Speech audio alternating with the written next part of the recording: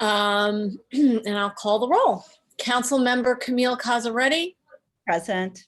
Councilmember Antonia Ferraro. Yes, I'm here. Councilmember Tia Shelsteed. Here. Councilmember Bess Abrams. Here. Councilmember Kimberly Scott. Here. Councilmember Claudia Lechuga. She's probably just a little late. Councilmember Ivan Bonda, I believe he's going to be late too. And Councilmember Mark Bizzard. Present. Councilmember Crystal Kaysen. And Superintendent Skop. I know she's Present, I'm here.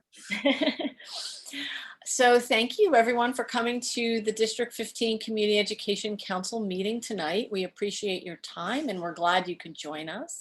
For those of you who are new to CEC meetings, there are 32 CECs throughout the city plus 4 citywide councils. Each CEC represents a community school district and each is made up of 11 volunteer members, 9 of whom are elected by PTA leaders in the district, although we just had our first election that opened it up to all parents. And the remaining members are appointed by Brooklyn Borough President. CEC 15 is a state mandated public body responsible for ensuring that public school parents and the public have input in educational decisions that are made at the school district level. Our council reviews education policies and advocates for high quality education that benefit all of our District 15 public elementary and middle school students. There are 35 elementary and middle schools in District 15. CEC members serve in an advisory role on education matters to the district superintendent, the chancellor of the Department of Education, and elected officials. We approve district school zoning lines submitted by the Department of Education. We evaluate our district superintendent. We review the district's educational programs and we support school leadership teams. We also submit recommendations for the School Construction Authority's annual capital plan. In conjunction with the DOE, we hold joint public hearings on proposals affecting schools in our district. We currently are working with the DOE to collaboratively and effectively rezone 7 schools in subzone 3. We actively seek input and feedback from the public and encourage you to visit our website, cecd15.org. Take a look at our Facebook page and write to us about any issues you may want to address or learn about. All of our names and contact info are available on our website. Ivan Bonda, he hasn't arrived yet, correct? Does anybody know? No? I don't think he's here yet, but why don't we just wait until later for the public comment protocol? Okay. Yeah, we'll just hold off on that for now. Okay, so then let's see, I will just ask everyone to please sign the attendance sheet, which I will put in the chat. And I will ask the interpreters to please introduce themselves, which I should have done earlier. I apologize. Okay, hello, the next message will be said in Spanish. Muchas gracias, mi nombre es Ulises y junto a Julieta seremos sus intérpretes esta noche. Para escuchar la reunión en español, por favor marque el número 347-966-4114 e ingrese el número de conferencia 441-424-565 seguido del signo numeral. De nuevo, para escuchar la reunión en español, por favor marque el 347-966-4114 e ingrese el número de conferencia 441-424-565 seguido del signo de número. Si quiere escuchar la reunión en español, pero quiere permanecer en este espacio virtual para ver la reunión usando su computadora, puede silenciar su computadora poniéndola en mute. Silencie también el volumen de la computadora y al mismo tiempo llame a la línea en español. Una vez más, para escuchar la reunión en español puede marcar el 347-966-4114 y entrar el número de conferencia 441-424-565 seguido del signo numeral. Gracias. Thank you. And Camille, I'll turn it over to you unless we have another interpreter that we have to introduce. I think that's all that we have right now. Okay. Okay, great. Thanks, Antonia. Hi, everyone. Welcome. Thank you for coming this evening to this combined CEC 15 calendar and business meeting, which was scheduled on the same day due to our May 11th special session zoning meeting. As we're coming together tonight, I want to acknowledge the life of George Floyd, who 1 year ago today was murdered at the hands of the Minneapolis police. Gone but not forgotten, we can honor his life and those of so many others that we have lost through the work we do to advance diversity, equity, and inclusion in our education system by educating ourselves on the true history of this country and recognizing the humanity of people everywhere. With the assistance of the Participatory Action Research Team, who has worked tirelessly throughout the last 18 months through a pandemic, we were able to learn a lot about our neighbors, friends, and families throughout the northern part of our district in Subdistrict 3. These community members, parents, and volunteers risked it all to do the real work on the ground of assessing the wants and desires for true equity in this rezoning. As they collected information, they were learning about the policies that could create impactful change for so many of our families and students who have historically been neglected or left out of these conversations. These voices were elevated through this process, and we will continue to prioritize these voices moving forward. Superintendent Skop and the Office of District Planning continue to work collaboratively with our CEC.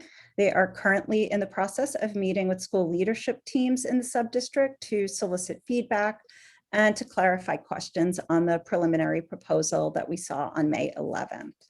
You can view the proposed map that was based on PAR team recommendations, along with a video of the PAR presentation on our CEC website, which is cecd15.org. Please continue to send your feedback either in support or with questions and comments to brooklynzoning@schools.nyc.gov. You may also offer comments later this evening during our public comment period. Our next special session zoning meeting will be on Wednesday, June 9th, and we will continue our conversation with Superintendent Skop and the Office of District Planning. There is currently no date scheduled to vote on a rezoning plan at this time. Superintendent Skop will speak more about this later tonight during her report. I have a few exciting things to tell you about. Our CEC 15 family workshops have begun. We have 8 weeks of family and student workshops scheduled between now and the end of June. There are lots of options to choose from. Last night's session, which was our kickoff session, was about internet safety and privacy. It was very informative. All of our workshops are scheduled for Monday afternoons and evenings. They are ranging from grade K to 8 and all different types of activities. And the flyers and dates will be shared via email and will be posted on our CEC 15 Google Calendar and also on our website. If Claudia is here, I just want to give her a shout out because she has been hugely instrumental in assisting with making this happen, designing flyers and meeting with the vendor. So thank you, Claudia, for all of your efforts. Also, just a quick update on the Whole Child Committee survey. We received almost 200 responses. The survey results are being compiled. There's a lot of anecdotal information that will be useful in assessing where students and families are emotionally at this point in time. An email is going to be shared in the coming days with resources from the Child Mind Institute to help families manage emotions they may be seeing in their child, along with a self-assessment tool. So please do take the time to use this self-assessment tool, as it may make a big difference in your child's next few months and into their future. I'm sure you've all heard by now that Chancellor Porter announced a full reopening to our schools starting in the fall. She will be hosting family engagement tours. They've already started. The one in Brooklyn is scheduled for Monday, June 7th, and she wants to hear directly from school communities about their experiences over this last school year, help to answer questions and gather feedback on the executive budget, and to foster a discussion on school reopening for the fall. There's going to be a virtual forum held in every borough that started last week and will continue over these next few weeks. And all families are invited and encouraged to participate. You can register for the forums online at learndoe.org/chancellor.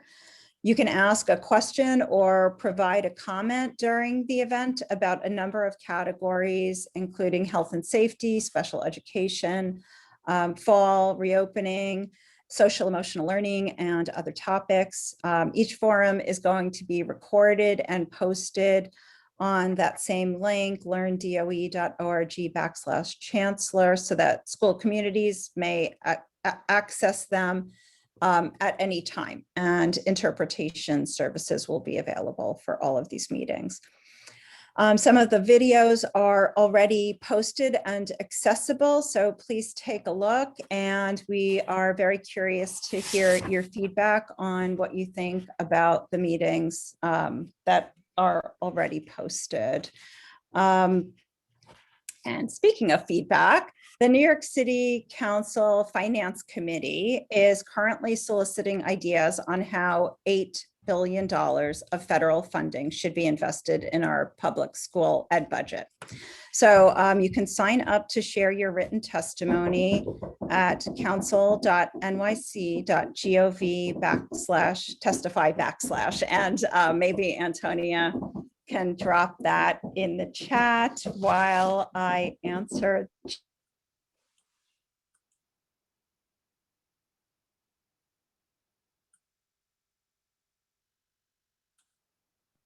Sorry about that. Life with children. Okay.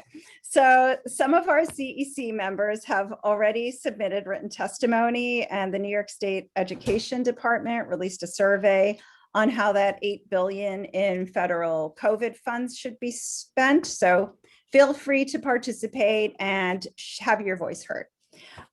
We can drop the link to that survey in the chat so that you can see that as well.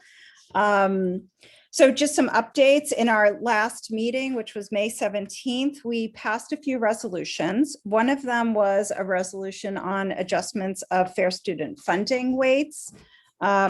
You should take a look at that. And unfortunately, many of our suggestions were not taken, and we will be pursuing that for the coming year.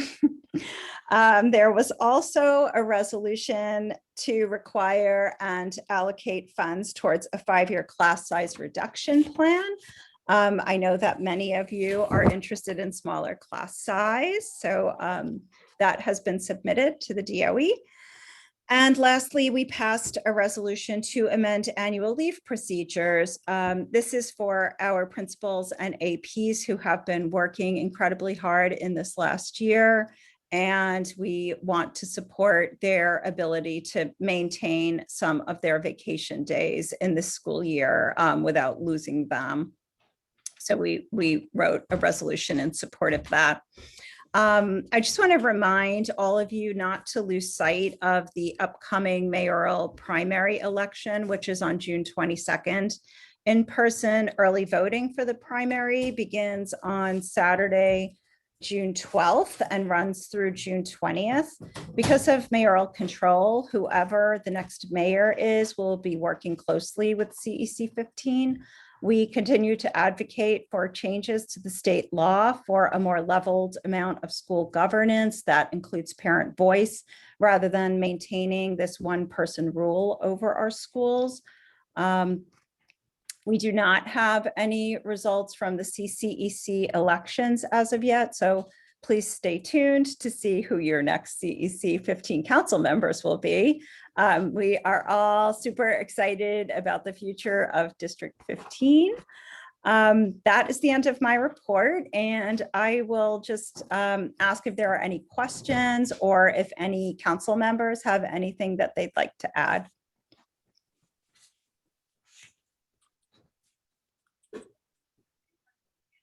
Nope. Okay. So then I will thank you so much, and I will turn the floor over to Superintendent Skop. I'm just going to shut my camera off so I can assist her with the screen share. Hold on, are we gonna do some notes? We skipped over my part. Oh, I'm so sorry. Or your Not in the thing. script. Well, I will go offline to set up the other computer. And if it's okay, I will vote yes to the minutes in advance. Okay. Thank you. So should I go or should I wait? Please do go. Okay, hi, everyone. I don't know if the members have had a chance to see, we sent out, sorry, not a lot of notice. 1, 2, 3, 4, 5 different notes to review. We already know there's a 1 or 2 things that need fixing, formatting, and double checking the number of people who were at, well, you know, if someone leaves early, then there's a discrepancy in the number of people at the meeting, the beginning to the end. So we're just double checking and fine tooth combing. But I would like to know if there's any questions. These were for March 23rd, April 13th, April 27th, May 11th, May 17th. So are there any questions? Did anyone? Yeah, I'm not personally not prepared to vote on any of the minutes beyond March 23rd. I think that they need to be looked at a little bit more. I think we should just vote on 23rd. Really? Yeah. The concern is the I content? just haven't read them, and last I spoke to Camille, she hadn't looked at them either. Right. So, Did anyone else look at them? We can just do the 1 and do the other 4. Okay, so we'll, that's fine. We can do them the next week. I just want to get them up on the website as soon as possible. mhm. Obviously, I was the one who was late with many of them. So you're uncomfortable. Okay, so we'll do, I think that they're just formatting is mostly the problem or a technical thing. So do you want to make a proposal then for the March 23rd one, which you didn't look at? I will move to approve the March 23rd minutes. Okay, and then will someone second? I'll second it. I can send that, yeah. I'll second. Claudia, were you able to see them? I saw most of, yeah, I saw all of them, but I'm comfortable with everybody else's. I think we do want everybody else's eyes on this, so I'm happy just to defer to the group so far. Okay. Camille's commenting she saw the 323 ones and they're okay. Yeah, and the other ones are okay too. They're just not formatted well, but you know, and any, I guess my understanding also was that it is good to get them in really, really good shape, but that unless there's a substantial, I would never change something substantial, the substance of a sentence, but only formatting after the date. But we can wait to the next meeting because that's not too far off to get through the last 4. So Bess, you seconded the motion? No, Claudia did. Oh, Claudia did, sorry. Okay, so we'll call it down. Antonia Ferreira, Yes, I approve. Claudia Lechuga, I approve those meetings. Tia Shelsky, I approve. Kimberly Scott, I approve. Mark Bizzard, I approve. Yvonne Banda. I don't believe he's here Not here yet. Okay. yet. Crystal Kaysen's not here. Who am I missing? Camille. Well, she said yes already. Camille she said Castellari? yes. Yeah. Okay. Thank you, everybody. Okay. Okay. That's So it. I guess we can turn it over to Superintendent Skop. Thank you, everybody, and good evening.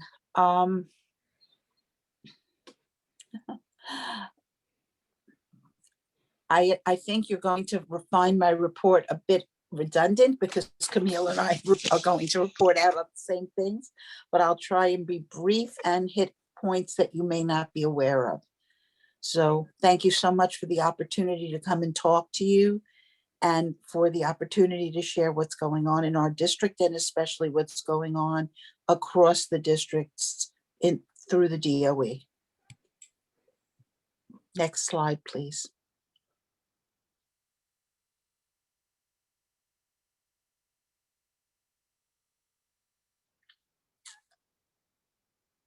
Good.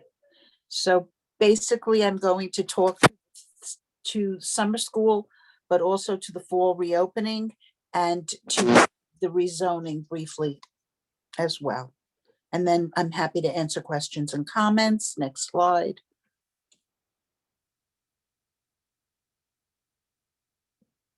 Okay. As you are aware, it has been very well publicized that Summer Rising is this school year's free summer program for any New York City student in grades K through 8. Please note that on the application, which goes through DYCD, it does say pre-K, but it is not for pre-K. It is K through 8. Children who are currently in kindergarten, not who are entering kindergarten. So I want to be clear as so there is no confusion. All K to 8 students who wish to attend are welcome to attend. They would have a morning academic enrichment program and then an afternoon with an aligned CBO doing all kinds of activities, including enrichment programming with field trips, art activities, and outdoor recreation. They will engage in daily community building and social emotional learning events. Grades K through 5 run from July 6th to August 20th, except for the holiday on July 20th. And can we go back?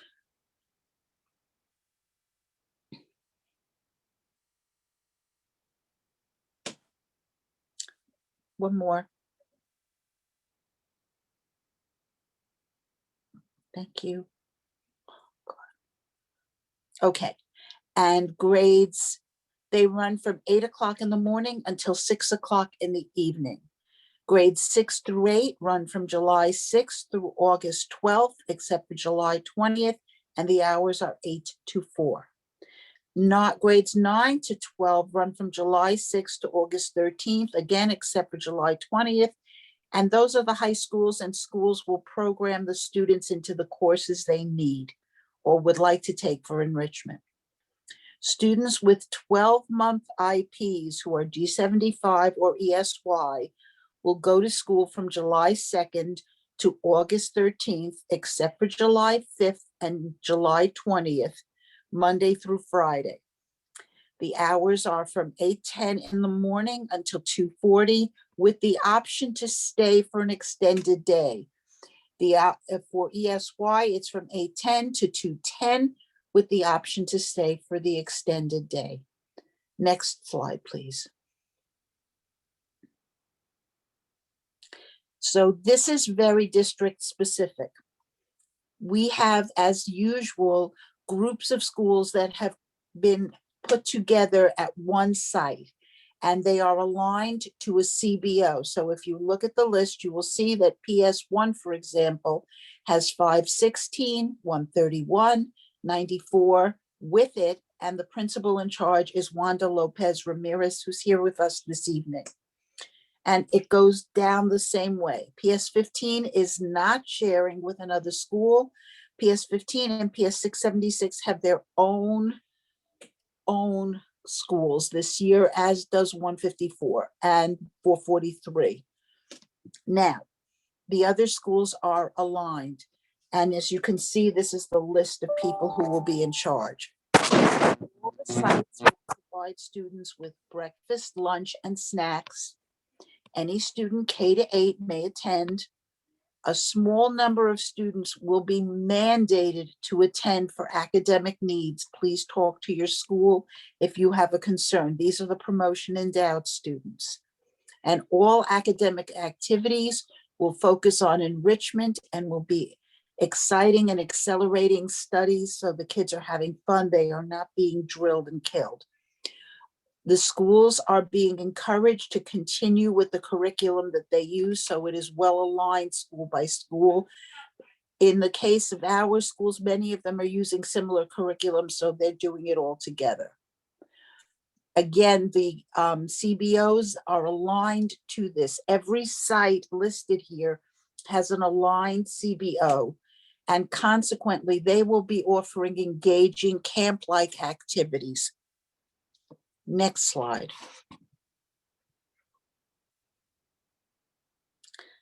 If you are interested in enrolling your child in Summer Rising, please go on to the DOE website.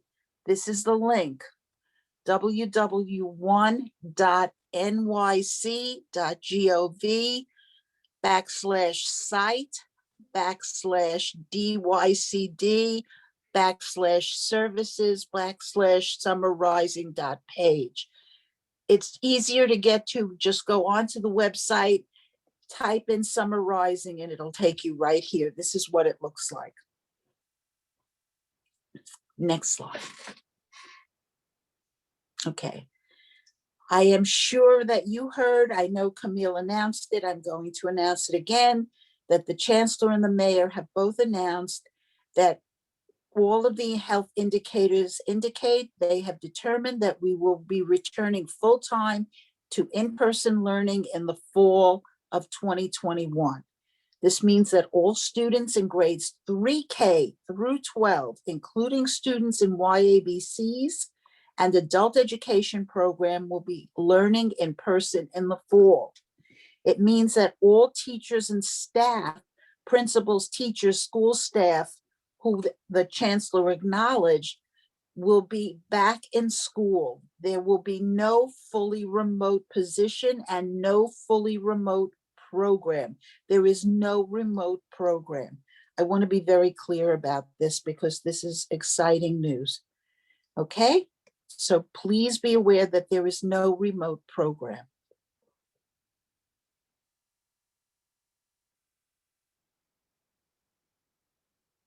Next slide, please. Okay, these are the health and safety precautions that will be in place in the fall. Masks will be continued to be worn. They will be a requirement in all DOE buildings, that's students and teachers. Individuals with any COVID-like symptoms will continue to be required to stay at home. Students, teachers, and staff will continue to complete the daily health screener at home. Every school building will continue to have an assigned nurse. Every school building will continue to have all working ventilation systems in every classroom. On-site COVID testing will continue in school buildings as recommended by applicable health guidance, meaning that they're not sure how often or what the percentage will be as yet. Please note that 2 of our schools have been selected to participate in the saliva testing program. If you have not heard about this, it does not require a nasal swab. It basically requires you to spit into a little saliva container. And that is something that is completely non-invasive. So there is going to be a pilot. We have 2 schools that have been selected to be part of the pilot. One is 896, the other is 118. The Situation Room will continue to support schools in management of positive cases, and they will follow the applicable health guidance. Okay, so that's what school will look like in the fall, and we're very excited. Next. Camille talked about this a lot. I'm just going to reiterate for you. We have been going door to door to each of the SLTs for each of the 7 schools, PS 15, PS 29, PS 32, PS 38, PS 58, PS 261, and what will soon be MS 676.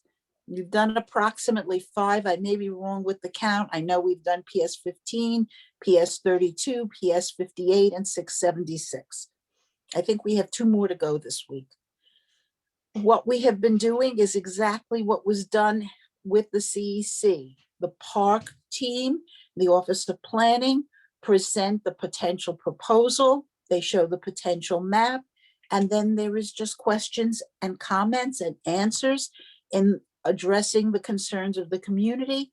And this has been very ongoing. It's been quite honestly very pleasant and a lovely discussion. I have to give kudos to the PAR team because it is their transparency and honesty that is making this process very different. And we greatly appreciate their hard work.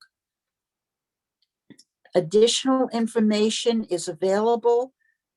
There is a, you can reach out to the CEC. They have a recording of the presentation that was done.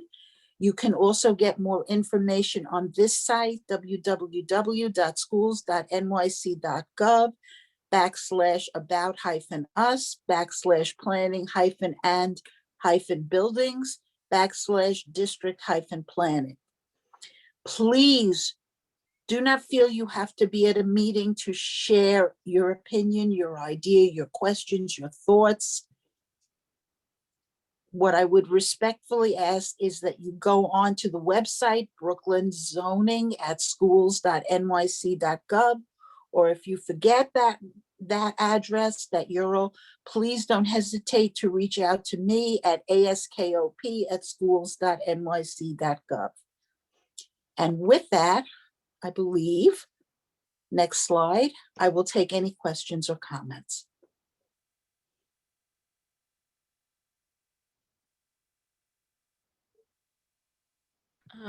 Okay, Camille, shall I read the teleconference protocol before we get into questions?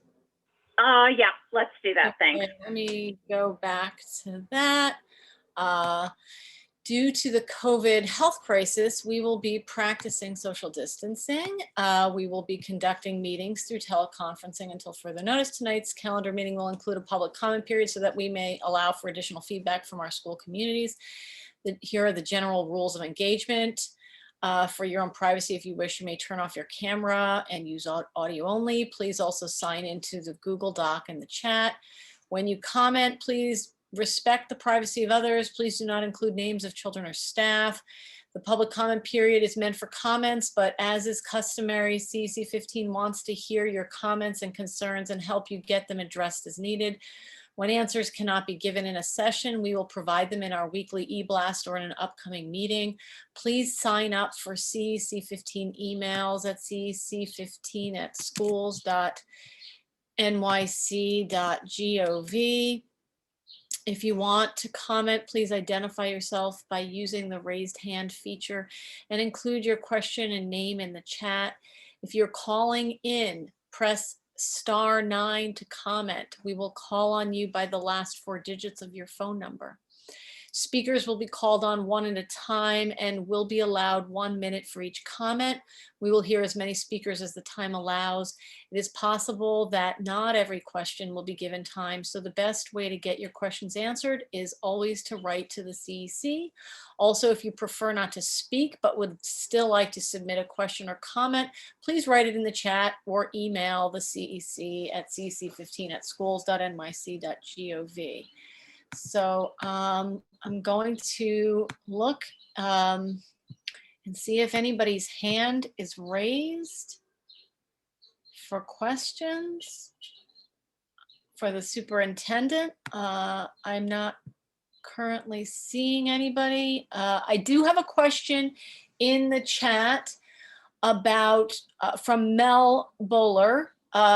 He's wondering about snow days and no remote.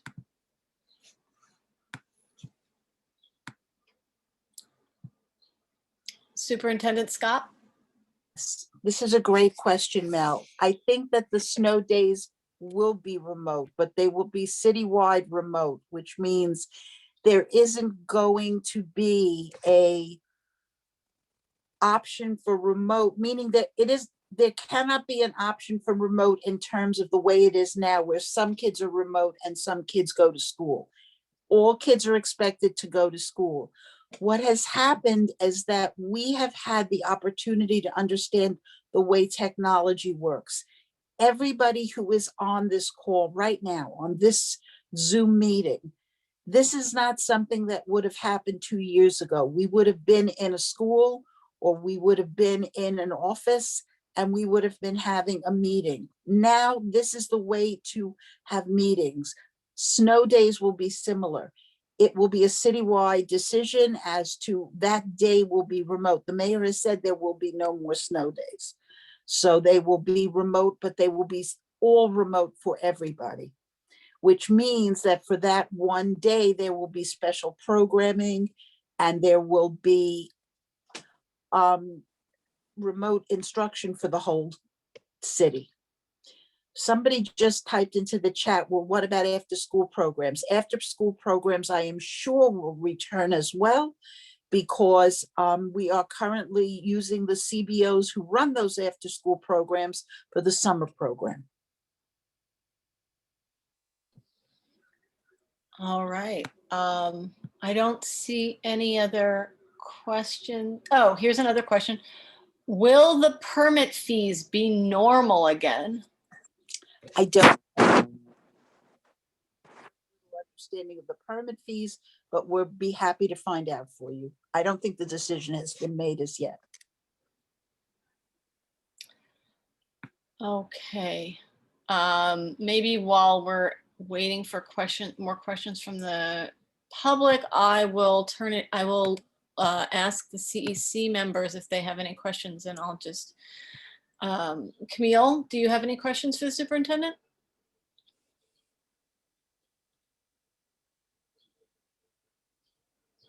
Camille? Yeah, actually, I do. Anita, sorry about this tech thing before. I'm still learning. No, it's my pleasure to help. I didn't realize I could press the arrow button on my keyboard. You did a beautiful job. We're all learning.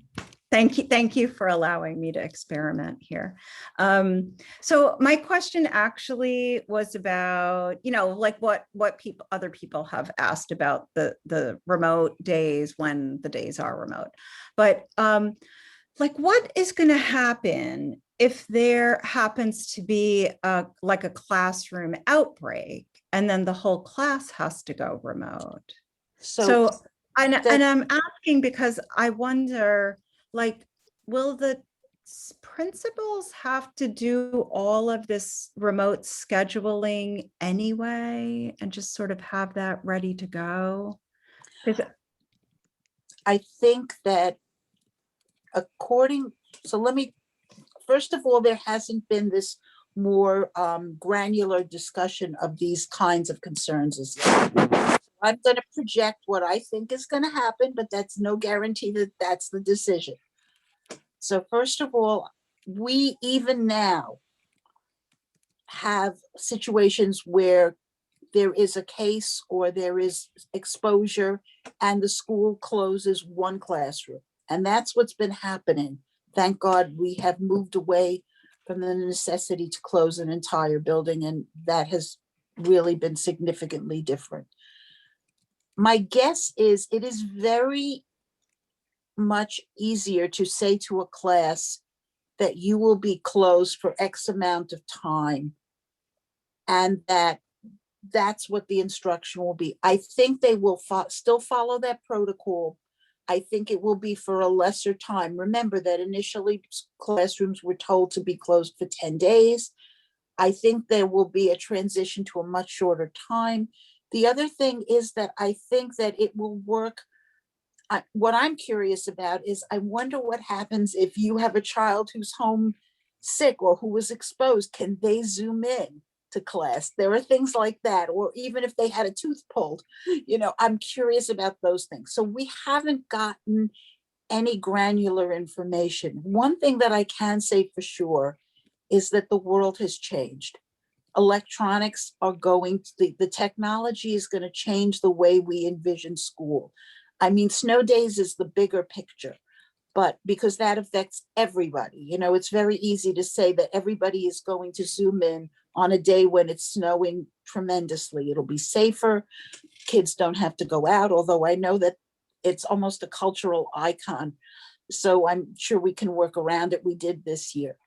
But in the other things, the granular things, like what happens if you have to close one class, as Camille said, what if you have a child who's home with the chicken pox? Can they Zoom in for a few days? How is all of this going to work?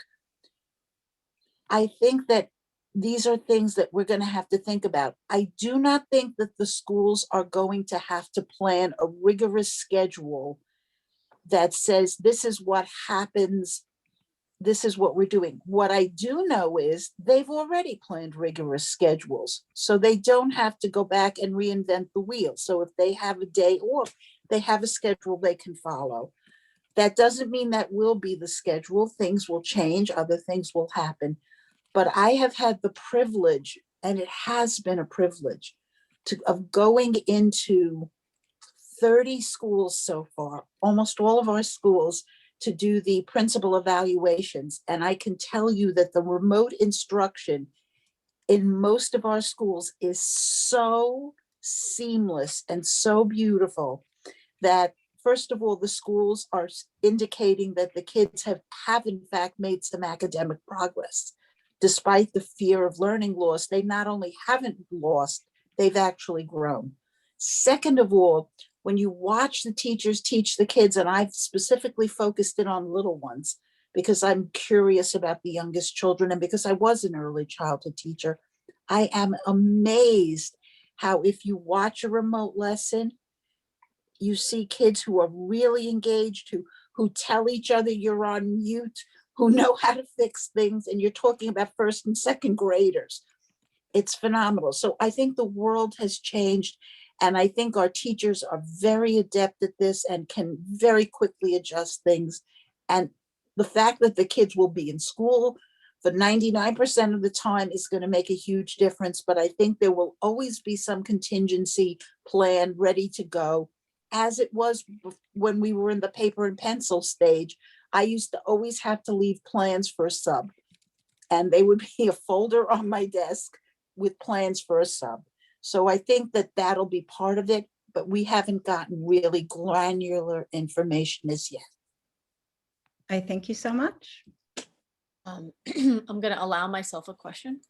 Will there still be some form of social distancing? That's the actual big question that people are asking, principals are asking. To be honest, I don't think so, but we haven't heard anything for sure. I think the fact that we're at 3 feet already and we haven't gone through the summers yet is going to change everything. There's going to be a higher vaccination rate. I know that we're now able to vaccinate children 12 and up. The expectation is by the fall that there will be a vaccination for even younger children, which I think will be significant. I think, God willing, by the fall, we will be coming out of the social distancing piece. We will still be wearing masks, and I can give you some very interesting data on mask wearing. Did you know that the CDC has said that there was no real flu season in the meaningful way that it has been for years, that in fact, where we used to have 350,000 cases of flu a year, this year we had 2,300 across the entire country. Parents have commented to me that their children don't have colds and don't have runny noses the way they do usually when kids come into school. And that's because of masks. So I don't think it's the social distancing as much, although for COVID, absolutely. But I do think that the masks and the continuation of the mask is going to help as well. All right, I'm going to just call on other members. Kimberly, Scott? No questions. I'm good. Thank you. All right, Bess Abrams? Yeah, I just had a question, Anita. Thank you so much for all your, sorry, I'm off the video. Okay. No, it's okay. There we go. Thanks for everything. Just quick question. So that was great. You said there's going to be, I just want to reiterate and make sure you said there's going to be a nurse in every school.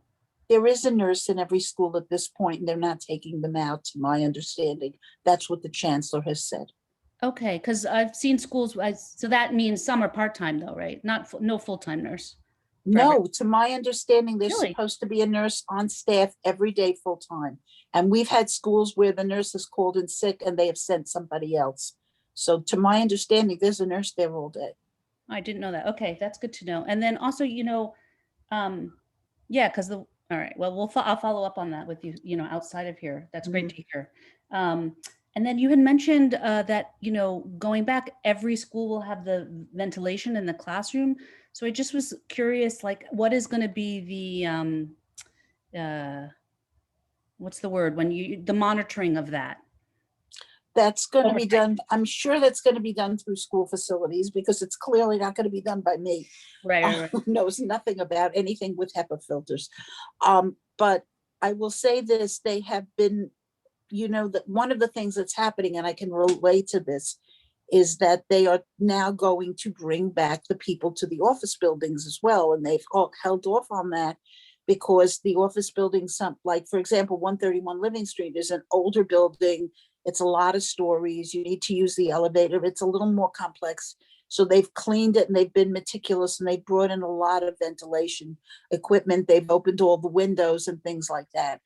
I think what they're doing now is what's going to continue in the fall in terms of ventilation. There will be the use of windows. Windows will be open. There will be the use of fans. There will be the use of the HEPA filter pieces.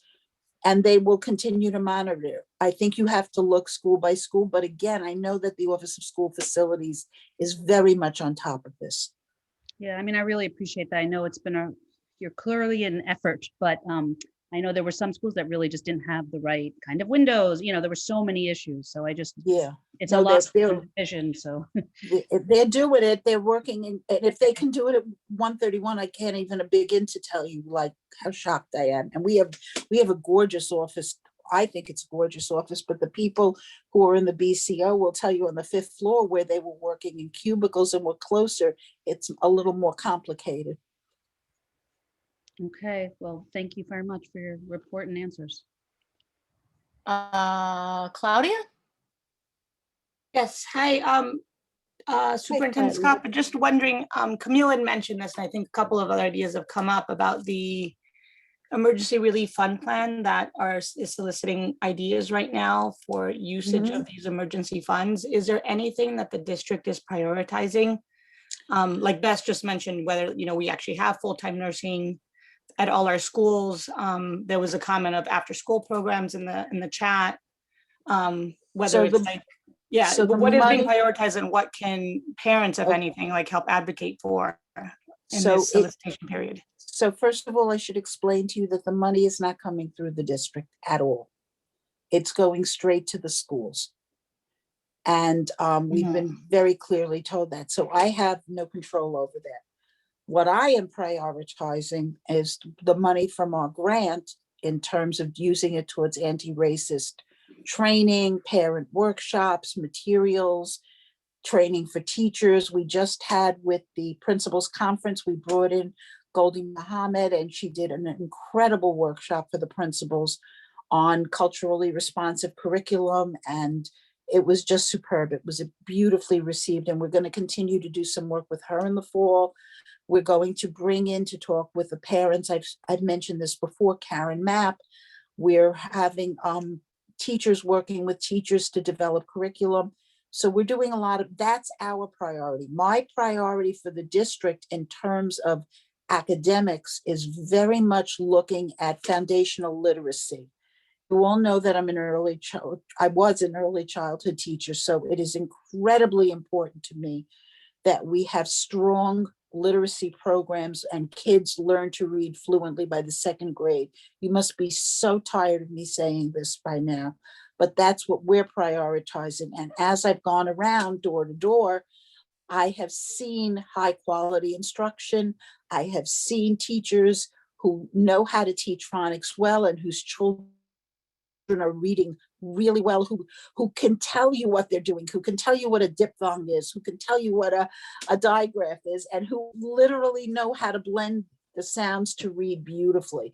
That it is a huge piece. It is not perfect yet, and there are some schools that have not adjusted to this yet, but we are working with that, and we want to make sure that every school has that kind of magnificent instruction. And just a big shout out, Maria Diaz. I see her in in the screen, and I have to give a shout out to her school where they had absolutely phenomenal instruction in that area. So that's my priority. In addition, we're looking at student writing because we're thinking of our ENL students and how writing is the most difficult of the literacy skills for ENL students. It's the most difficult of the literacy skills for monolingual students, but for children who are working not only at learning English, but also at taking that language and translating it down and putting their ideas in writing. We want to be sure that writing is supporting kids, because these are skills that are not just, oh, I need it for kindergarten or I need it for middle school. I need it for life.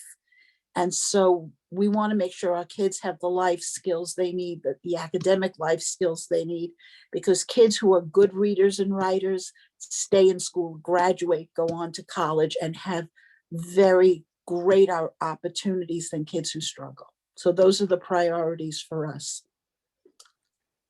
Thank you for that. One of the big highlights, I think, of just what you mentioned, I appreciate that. You mentioned focusing on anti-racist curriculum, and I just didn't know if we had in the space to address how we're supporting administrators and that try to broach this and what the fine line is. And specifically thinking of, the principal at MS 136 this week on how, if at all, they're being supported, and the staff itself is also being supported through this process.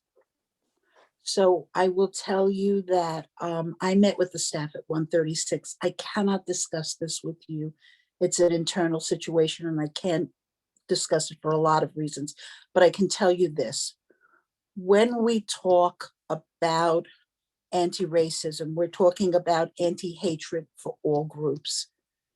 We are not talking about a political agenda. We are talking about humanity.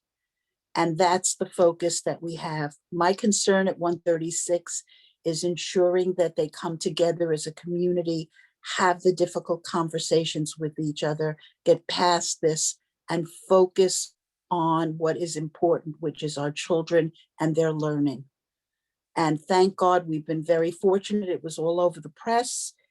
And we had enormous support from the BCO, enormous support from the NYPD, who were there in force to make sure that there were no demonstrations, because there were threats of demonstrations. And the demonstration turned out to be one lone Trump supporter who came with a flag. And that was, thank God, all we've had so far. But we are supporting our school in going forward and focusing on what's important, which is our children. And of course, an anti-racist agenda in the sense that we support anti-hatred, anti-violence to all peoples.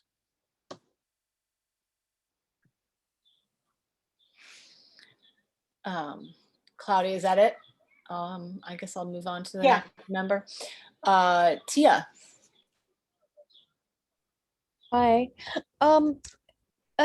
Just adding on to Bess's question about the ventilation. Sort of in the first go around, the DOE provided us actually with an inventory of every classroom in the city, which was incredible, amazing, and very responsive. They famously did those tests with the toilet paper and everything. But I just feel like I saw the chancellor's letter that said that there would be ventilation in every classroom, but it's a little bit vague. And I'm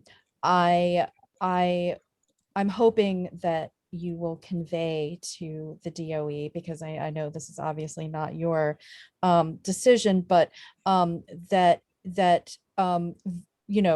this wording will ensure all ventilation systems are working in every classroom. But some of the ventilation systems that were deemed adequate last year was an open window or even an open door in a classroom with no windows. So that is the ventilation system according to the DOE, whereas some classrooms, you know, had these high quality HEPA filters. And so I'm really hoping that the DOE, with all of this new funding, this COVID funding, will ensure that every classroom has not only ventilation, not only just an open window, but some mechanism to move the air, and then also filtration. So those are very specific things that every single classroom in the city should have. We are getting billions of dollars, and having air that is free of the virus, to me, is the number one priority, you know, over all of these other wonderful things that we want to do. There is no reason, now that we have billions of dollars specifically for COVID, that every single classroom will have an opening to the outside air, A, B, a mechanism to move the air, and C, something that will filter the air. You know, schools with PTAs that raise, you know, $1 million, parents bought, you know, HEPA filters for their classrooms. And in New York City, where most of our schools do not have that kind of private parent funding, we need to make sure that this very simple concept happens. Every school, every classroom needs to have ventilation and filtration. Tia, I'm very happy to bring this back. And I am Thank you. sure that the facilities, the Office of Facilities will be happy to come and talk about this again, because Great. I think this is a very real concern, and I know they would come back. Yay. Thank you, Anita. You're welcome. Mark. Evening, Anita. Hi, Mark. Just a clarifying question first. On your slide for the summer programs, you had 130 and 839 as schools that have a coupling of other schools with them. Say that is one. It's the 130 building and the It's the 839. 139, it's the 130 building. 839 is coupled with 447, if I remember correctly. 839 looked like it had all the middle schools in it. No, it has, let me pull it up. I have the slide I can reference. Hold on one second. Okay. 839 has, okay, so there's a couple of things you should know. They have 442, they have 447, they have 464, which is Park Slope Collegiate, I believe. And they have 839, and they have 75 with District 7553, which is always in that building. 130 has 230, 130, and 107. These are 107. These are schools that have very small numbers of students that they put together. So all of these are designed, in fact, to be together, and they divide up the floors, they do what they have to do, and they work with the CBO. So that's how they're doing it. But I guess that was my question is, does 130 mean 130's building? Yeah, the new building. 39's building? Yeah, it's the new building, but it's the floors that will be different. In other words, All those will be together. yeah, the way the middle school works during the year in the elementary, yes. Okay, that's helpful clarification. And then something sticks me wrong on this snow day thing. So I apologize, indulge me. It sounds like what the mayor's suggesting, and I don't blame you for this, but it sounds like what he's suggesting is turning snow days into like throwback pandemic days, where, hey, and I heard you say this too, which I have a little concern about, is that, hey, we have this new way of learning and we can just learn all the time. Why don't we learn on Saturdays with remote learning? And I heard the concept of learning loss creep in there again, where I'm excited to hear there's some progress against that. But could you help me understand a little bit more about the rationale for school days? One in particular, how your staff and teachers feel about kind of having a throwback pandemic day on the middle of a Thursday in December when they're trying to shovel their driveway and, you know, they have kids too. Where the pandemic isn't just, you know, we kind of know the pandemic's here and it's okay. We can kind of, we're good at this, but, you know, theoretically, if things hold true, school's going to go back to normal or in person, and a snow day is going to be an unpredictable Thursday. And secondly, we know already that when we talk about technology skews in an inequitable way.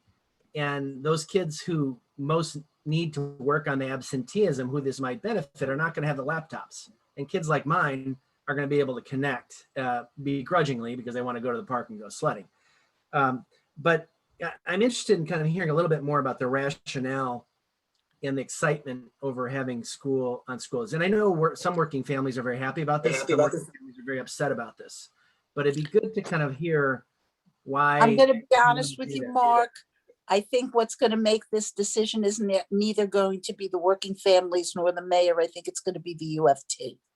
So I think they're going to have a voice in this. I know teachers are concerned about this for the very reasons that you mentioned. I have children. If I'm home for the snow and my children, how am I supposed to juggle this? I understand all of this. This is not something that has been, as I said, defined in a granular way. It may be that they're talking about what we did this year. We actually did this year. We had the day where it snowed and we were remote at that point. And so schools were not closed, but what we did is I got calls from principals and they said things like, can we do a writing assignment about going out in the snow? And I'm fine with that. I think that, so I know that your child would be very happy. I do want to say something encouraging about the digital divide. And that is that I have, as I've said, I've seen it is not perfect. And we have a very high attendance rate remotely and in person in District 15. And it transcends schools, even in Sunset Park, even in Red Hook. We have attendance remotely that is pretty good. It's in the 90s. And so what I'm saying to you is, I think in our district, I can't speak for every district, and I know it's worse in other places. We can do this. Mark, I don't disagree with snow days. I think it's fun to take kids to go out in the snow and play. But this is not a decision that I get to make. This is a decision that certainly the UFT will weigh in on come September. I guarantee it. I certainly appreciate the mayoral control issue here, but I also worry about, we really are getting the technology as right as we can because it's a pandemic. We have laptops in every hand, but as we move farther away from that moment where we were passing out laptops, I don't think you're going to be passing out laptops and mobile phones and smartphones during a snow day. That inequity divide is going to kick back in once we get farther away from this moment, because you're not going to keep unless we have a program where you're going to think about continually issuing laptops to families who don't have the resources and Wi-Fi in addition to the laptops and Wi-Fi to those families. You're going to, eventually that number is going to be tickled. And I appreciate the focus on better attendance because of how we use absenteeism still in some of the way we think about it. But I do caution about moving away from this moment and thinking about that down the road. So I appreciate hearing your feedback on it. Thank you very much. And I would be happy to carry your thoughts forward. I really will. Anita, do you foresee them carrying on the digital access to students beyond? This is the first time this has come up. And to be honest, Mark, I think it's a brilliant question. My guess. Shoot a little bit lower there, Anita. Of course, you always. That's a lot of smarter people have thought about that one than me. But I think I'll give you the credit for it on this one. But the reality is, I just was thinking kids were keeping their laptops. I'm wondering if I know that, to be honest, Karen Watts has talked about this with us as superintendents and said that she believes that the kids should be able to hold on to their laptops. I believe that they should be able to hold on to their laptops or whatever they have. Karen, we are very much about technology.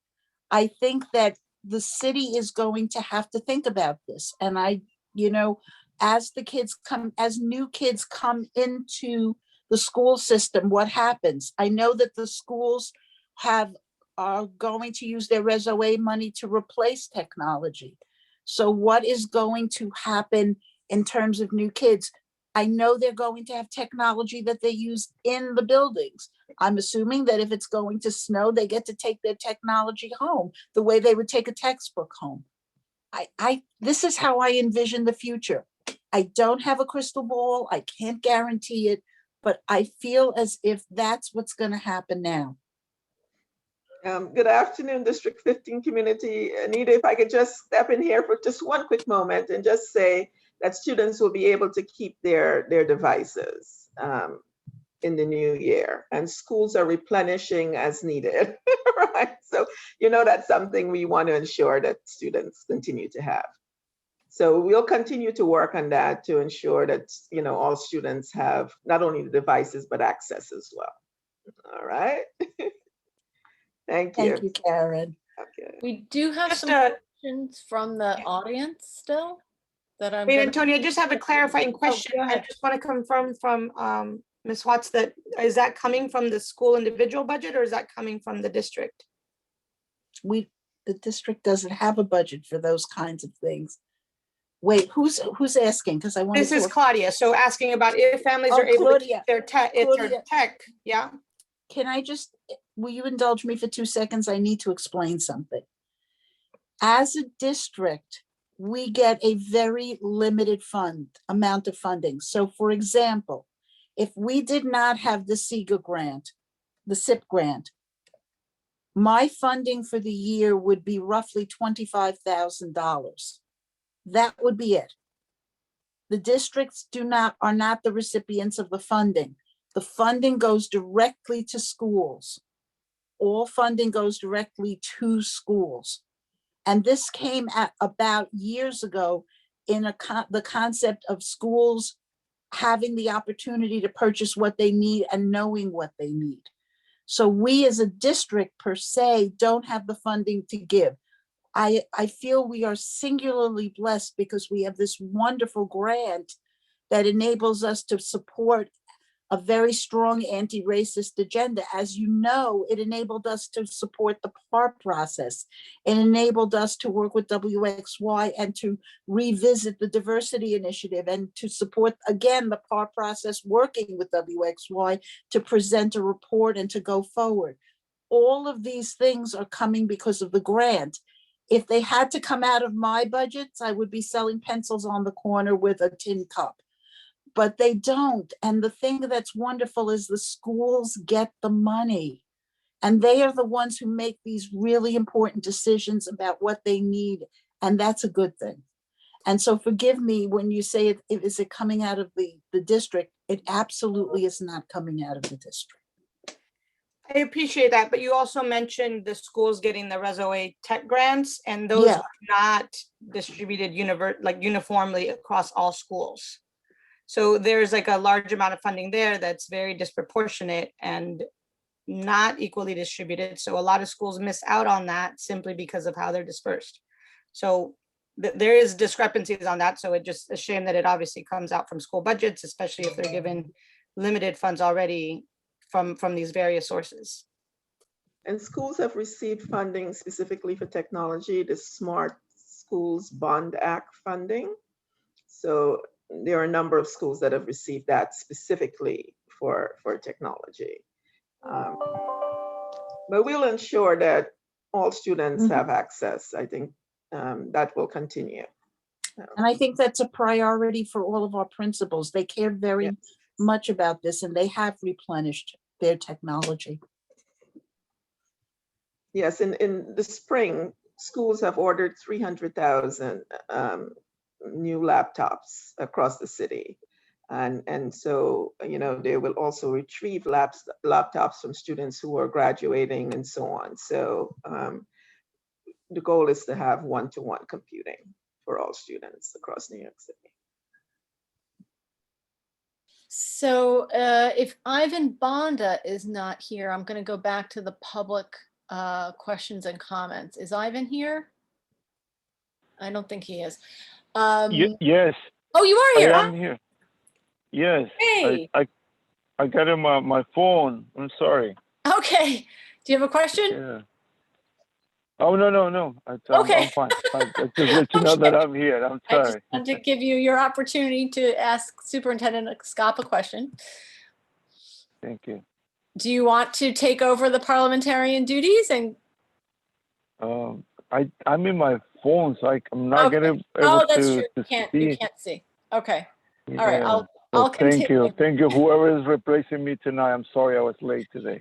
That's okay. That's okay. Okay. All right. Thank you. So we have a comment from Ann McGroarty that the CDC is going to be sharing updated school COVID guidance for the fall in the coming weeks. We have a question from Janet Marty. Will the summer rising programs be able to support children with special needs, being that the learning bridges turn down children with special needs? So if in my slides, if you notice that we talked about kids who are D75, and we have kids who are in the ASD Nest program who are getting a special program, and kids who are ICT and who go to gen ed schools are part of the ESY program, and they will be serviced as well. And also, will the contracted after-school programs work on supporting special needs children as well? To my understanding, we just had a meeting about summer school, and they talked about providing professional development to the CBOs to support the CBOs and the contracted vendors in understanding how to work with all the students and preparing in consultation with the principal in charge and with the teachers. So they're going to be trained together so that they can really do a deep understanding of what kids need. And if I may put my 2 cents in on this, most of our special needs kids, and I've worked in camps a long time, most of our special needs kids will do fine in summer school. The specific programs are for kids who need extra support. But again, if you noticed, it's even said that the kids who are in the D75 programs have the option to stay for the extended day. The kids who are in the ESY programs have the option to stay for the extended day. And the Department of Ed is providing professional development to ensure that the CBOs and the schools are working together to make sure that the content is appropriate and fun. But I think the kids benefit from being with kids, all kinds of kids. You know, when we talk about an anti-racist agenda, a equity agenda, we're talking about children being respectful of children with special needs as well. Ivan Bonda has his hand up. Ivan, do you want to ask a question? Yes. And just a comment. I know that the CDC is going to be providing us with guidelines. And Anita, you always do it, but I just wanted to reiterate that if those guidelines change, you know, they should go very quickly to the public, to the parents, to the students, because we need to plan certain things. And I know we got the radio, we got you, we got the mayor, the chancellor, but it's just like communication again for all the parents in different languages, something that we really appreciate for the new year, and just to be informed so we can make decisions and plan. Thank you. Thank you, Ivan, and you're 100% right.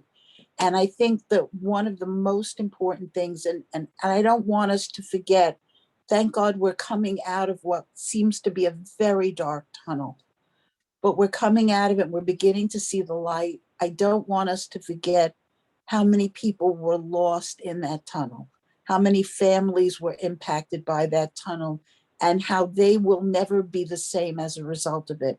And so it is very important, and I've made this very clear to my principals, and they are very compassionate people. I can't even begin to tell you how amazing they are when it comes to dealing with their families. It's incredible. They are very cognizant of how important it is to share information, and that parents are frightened, and that this has been a fearful 2 years. Thank you, Ivan, for bringing that up. Laura Lai, I believe, has a question. I'm going to ask her to unmute herself.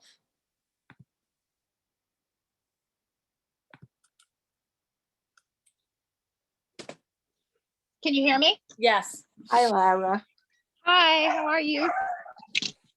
Good, thank you. I just had a quick question about what Superintendent said about 300,000. I think she used the word laptops have been ordered by schools in the spring. And I just wanted to clarify, is that iPads or Chromebooks or a combination of both? And do schools have the right to choose which kind of devices they order?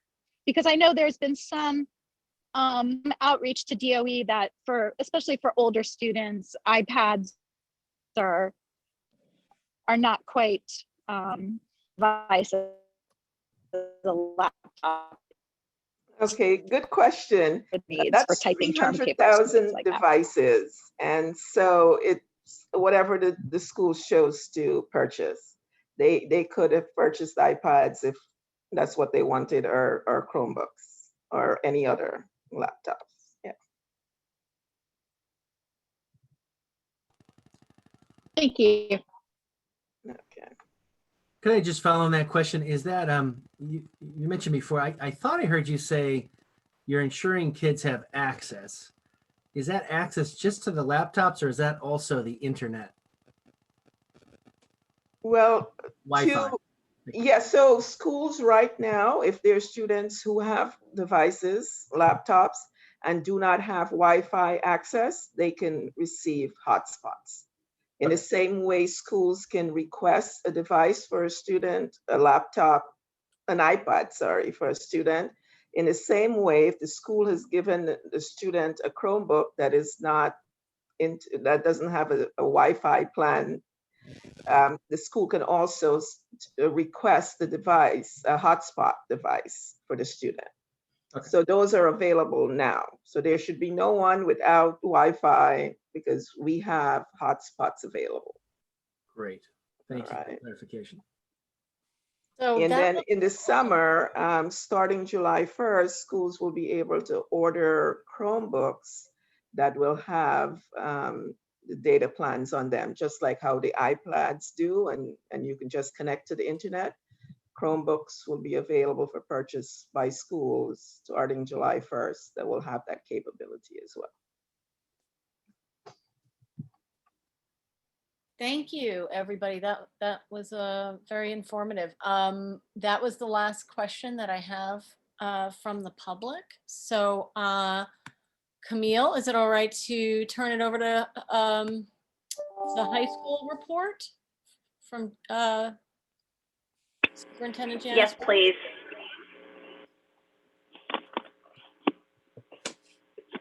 Yes, Hi, let's have Jen. hi. Could you enable the screen sharing?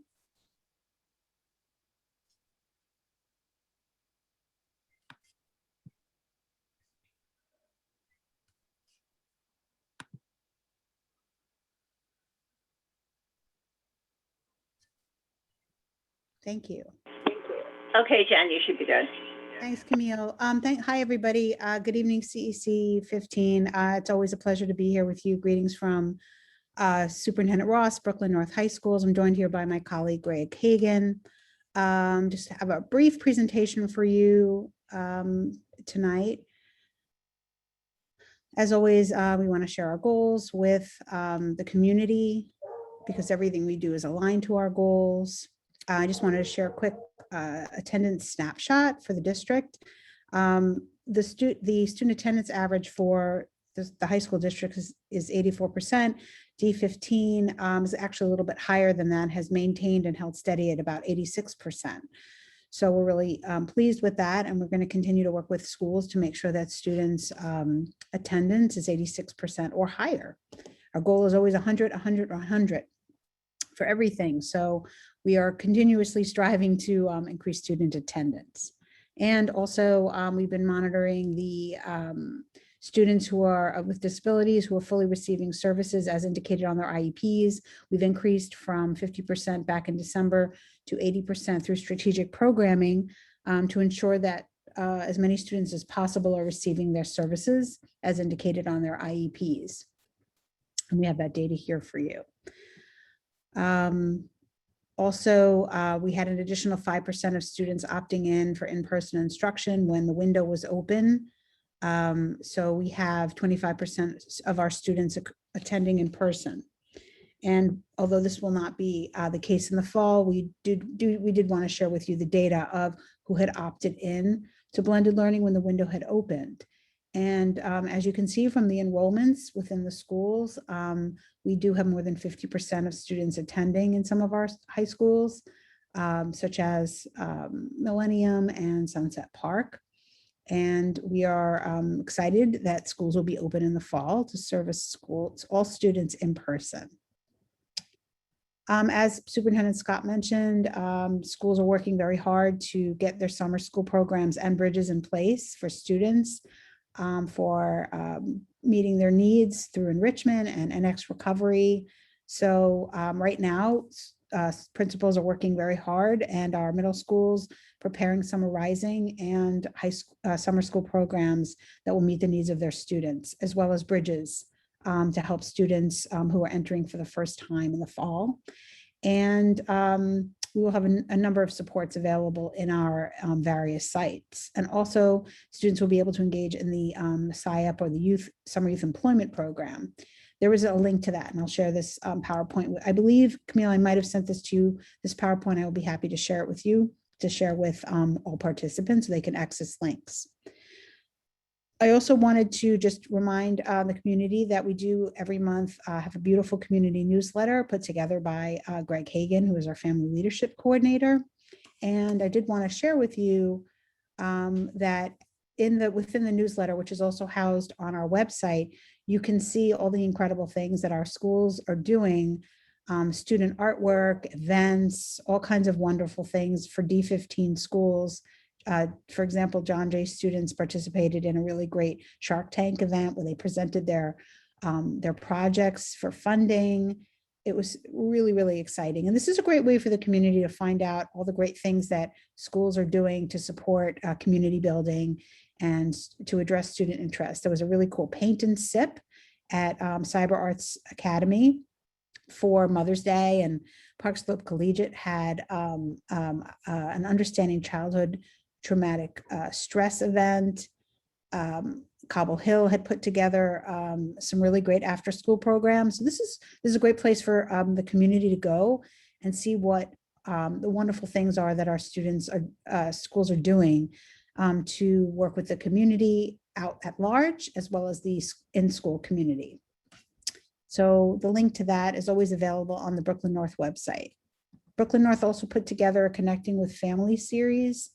We are about to have our third session for L and special education services. We often ask guest speakers to come. So if parents are interested, there is a registration link. And again, please feel free to join our sessions. The second session, we had one of our academic policy and performance system leads coming to talk about graduation. So these are very informative sessions.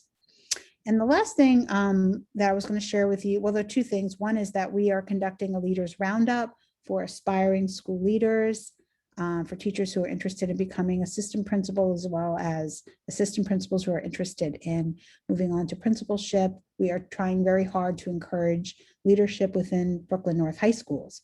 And the last thing is we are introducing a very exciting development is we are introducing a Black History curriculum into all 47 schools called Black History 365. It is a digital text and comes with a curriculum, and we have already engaged in a district training with all of the teachers that will be teaching this class, and we are training our principals on the curriculum as well. And there'll be a series of trainings over the summer for teachers who will be teaching this course. This is a chance for all students in Brooklyn North High Schools, all 28,000 students, to be able to take a class that celebrates Black excellence. We are extremely excited about this program. And that basically concludes my presentation. So if anyone has any questions for Superintendent Janice Ross, please put them in the chat or feel free to pass them on to me or Camille, and I'll be happy to get them answers back to you. And I'm happy to address any questions I can. Okay, I'm going to look in the chat to see if there are any questions, and feel free to raise your hand if you would like to ask a question. Otherwise, I'm going to ask the CEC members. Camille Casaretti, do you have any questions for Jennifer Goldberg? I was with Jen yesterday in the district leadership team meeting, and this is my second time seeing this presentation, and I thank you for all of this data. Jen, if you could just talk about that one slide with the special education services and explain, like, you know, what schools are doing to make sure that the students are getting their mandated services now, please. Sure.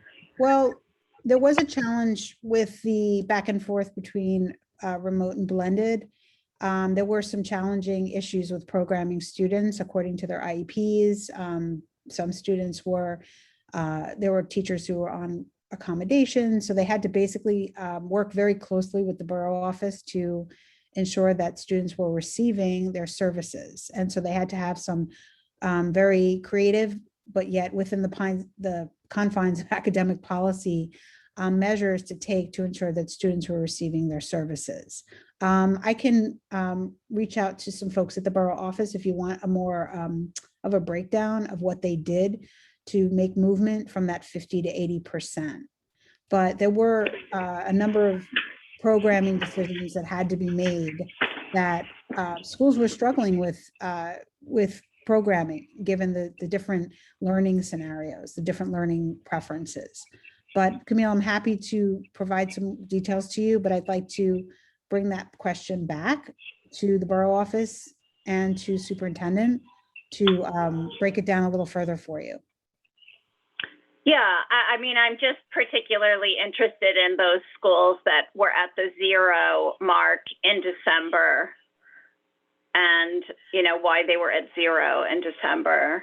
And just, you know, to point out that I think that students who have IEPs in high school, you know, I think it's particularly difficult for them because, you know, I guess there is a push to phase out IEPs where possible as students are growing and able to acclimate without the services. So I just would implore that you keep an eye on that. There is in fact always the movement to least restrictive environment. Absolutely, that, you know, there's always an advocacy for students to be in the least restrictive environment. But please note also that school like, say, Brooklyn Tech, they have a very low percentage of special education students. They do have special education students. That number may be low also because they have very few special education students. But I can get some more specific data for you around that. Yes, that would be great, because as we know, Brooklyn Tech has a $38 million a year budget. So it seems hard to believe that they cannot do what they are supposed to do in this area for so few students. Yeah, we did work with most of these, as you can see, most of these issues, 80% have been rectified, even at Brooklyn Tech. So they did work very closely with the programming folks over at the borough office to ensure that students were getting their mandated services. But sure, if you give me if you can couch that in a question, I can definitely get back to you with whatever you need. I thank you so much. Of course. All right. Hi,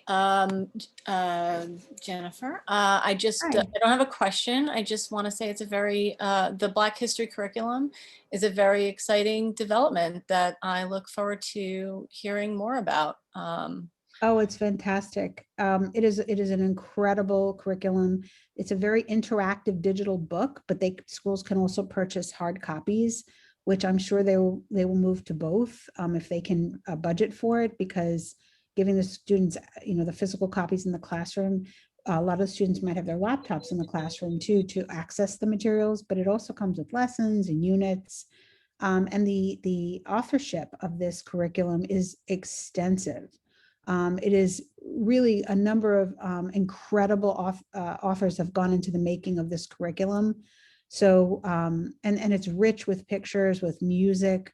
There's all sorts of interactivity in the book, and it is really a wonder. And it's a very foundational course too. So it starts with, the early foundational African heritage lessons, and it goes all the way up to current, and it's really rich. So yes, we are super excited about it. And with that, we are also looking into curriculum to explore, to address all the different diverse groups that are represented in our schools, such as a Latinx curriculum, Asian American curriculum. We're looking for a lot of different choices for students to make sure that they have access to classes where they see themselves. So yes, we are extremely excited about it. That's great to hear. Thank you. You're welcome. Tia, do you have any questions? No questions. Bess?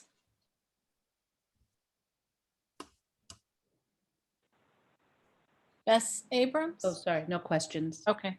Great presentation, thank you. You're welcome. It's a pleasure. And I'll get back to you, Camille, about that, okay? Kimberly Scott? Great presentation. No questions, thanks. Claudia Lechuga? No new questions. I was also interested in what Camille brought up of just sort of seeing what was done and what is being done for at least the remaining 20% of students with IEPs that are still not receiving 100% of their services. So I'd also be interested in seeing that additional data that you could provide. Yeah, and I do want to mention that the 20% of students are partially receiving. We have 0 students that are not receiving any services, just so you know that. And that number actually could be slightly different now. But we don't have any students currently that are not receiving any of their services. Thank you. Mm-hmm. You're welcome. Mark?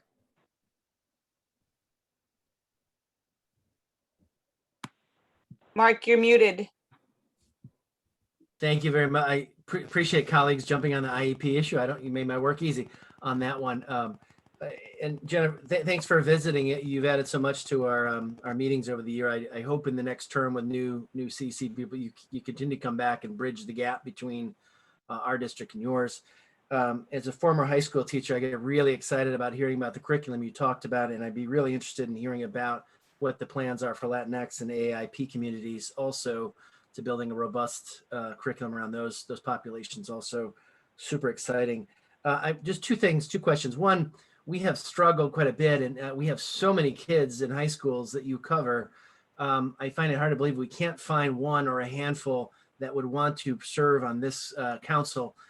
So I would ask that we continue to partner together to try to identify a student who's interested in kind of taking the leadership mantle and sitting on this council in the next term. I believe that's still out there. That would be great. And maybe even thinking about building out leadership programs around that, because I know our kids are in this district are doing all those things about building those skills. So please think about that for the next semester or next term. And then last, I'm an old teacher, but I'm also a former coach. I'm interested in kind of hearing, is there anything, I didn't say anything about returning kids to the fields and those activities. I know particularly for some of the populations in this district, sports are an incentive, extracurriculars are an incentive to get back to school and be there. Do you have any updates around if kids will be returning to the fields and if there's any news on that front? I anticipate that guidance will come with more information about the fall reopening. Right now, I haven't heard much about what's going to happen in the fall after school, but I'm hoping with everybody being in person, that it falls, it seems to make sense that they're going to hopefully allow for after school activities to resume, including sports. But unfortunately, I don't have any information at the moment, but I can certainly lift it up. Thank you. Sure. Yvonne Bonda? Oh, no question, but thank you again for the presentation. Oh, you're very welcome. Thank you so much, Jennifer. I'm going to turn it over to Camille. There was one comment in the Oh, chat. I'm sorry. I didn't see it. Thank you. No worries. It must be from Javier. Yes, we need a pipeline of parents and kids to participate in this body and alter some of the ways these meetings are structured for greater accessibility. Camille, if you send me a list of the qualifications again for how to participate and what is needed, what the criteria are, I would be happy to sort of push forward on that. Yes, sure, of course. And I agree 100% that we need the parent and student voice, 100, absolutely. So I'll move forward with that. Thank you for bringing that up.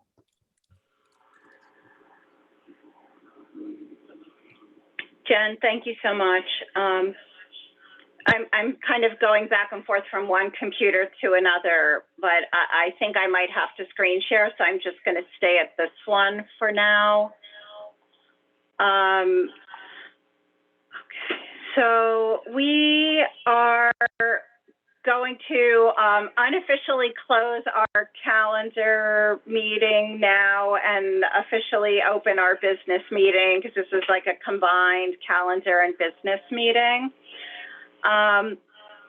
Does anybody have any old business that they want to discuss? We have a line item on the agenda for old business. Any council members? Not for me. Okay, so then I will take that as a no, and we will move on to new business. And we have some guests with us tonight from Brooklyn Prospect Charter School. We have Adele McConnell and Dan, I am so sorry, I have forgotten. Dan Rubenstein, I'm so sorry. They are here tonight to discuss a proposed new charter school that they want to open in Sunset Park. We know that District 15 is building quite a few new public schools in this area, one of them that will be opening in another year, just 2 blocks from the proposed charter site. And we also know that we have had a lot of enrollment loss in many of our Sunset Park schools due to the pandemic. So when Adele had written to us a week or so ago, we asked her to submit some paperwork for a number of questions that we had, and had found out that our district superintendent and the Office of District Planning did not have any idea about this plan. So Adele, you're on the hot seat. We have a lot of questions for you, but we're going to let you go first.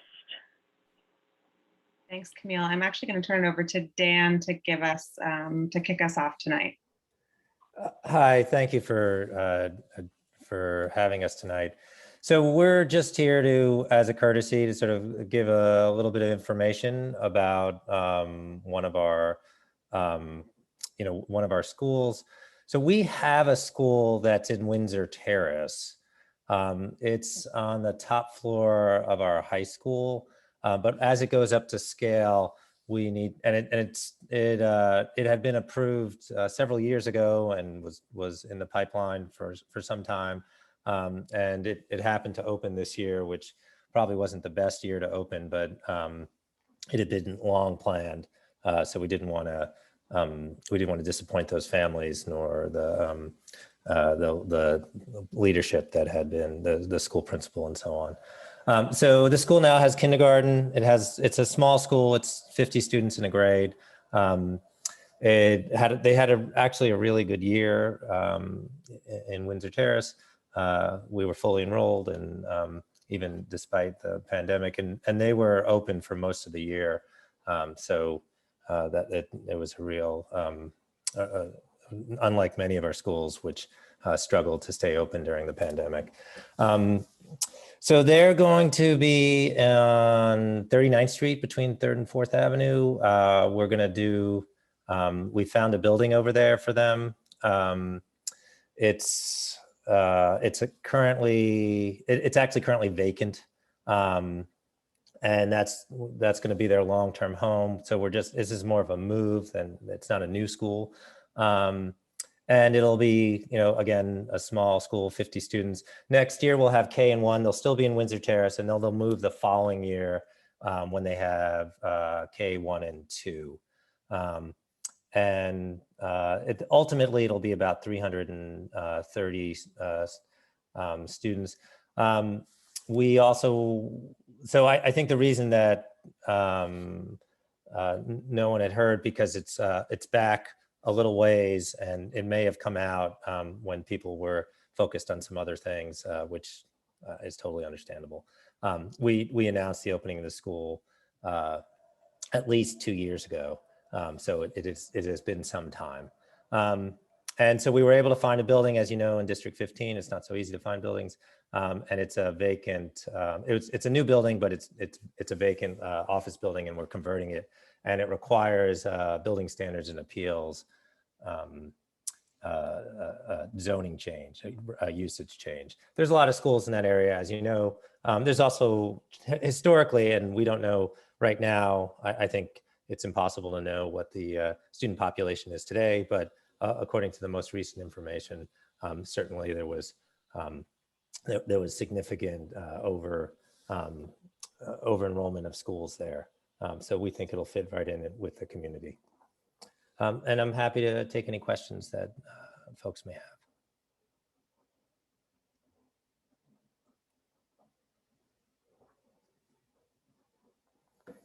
Camille, do you want me to handle the questions? Yeah, sorry, I was just looking for my mute button again. So Dan, I don't know if you were on that email thread, but I dropped some of the things in the chat that we had asked for. We wanted to know about this special permit, how you're going about opening in a non-school space. We know that you have a school in downtown Brooklyn that is in a similar office type factory space, and have heard that the kids need to walk up 8 flights of stairs and are not allowed to use the elevator. I'm just wondering, like, what a special permit application looks like and who you're applying to. So the downtown campus actually is in an old Catholic building, so it's not in a similar situation. We do like our kids to walk instead of taking the elevator. I think that's a good, for those who are able. I actually think that that's educationally sound. Even though I know some of the kids complain about walking up a lot of stairs, but I actually think that that's really a healthy and important part of educating. And my son went to school down there from K to 5. And so even though he complained a lot about it to me, I actually think that that's the right thing. So it's not, because of the lack of buildings, it's not atypical to convert, even for the school construction authority. Sunset, there aren't a lot of buildings in the community that are zoned to be a school. So not to get into too much of the technical pieces here, but you go to the building standards and appeals, BSA, and then you ask them to convert the usage of the school building from what it was into, it's an office building. So it was, for office space. It's actually it lays out pretty well as a school. I think we get the 1st and 2nd floor. So it looks more typical than you would at a downtown site where you have a more vertical building. In higher density areas, you tend to have buildings that are more vertical. This isn't one of them. It looks like more like a school site. And it has a lot of the amenities that you might imagine at a school, including outdoor play space and a multi-purpose room, that kind of thing. And then we just go up in front of them, and you have to do things like safety and traffic study. There are a lot of schools in the area, I expect it to go through the zoning process, but it is a process that one has to go through.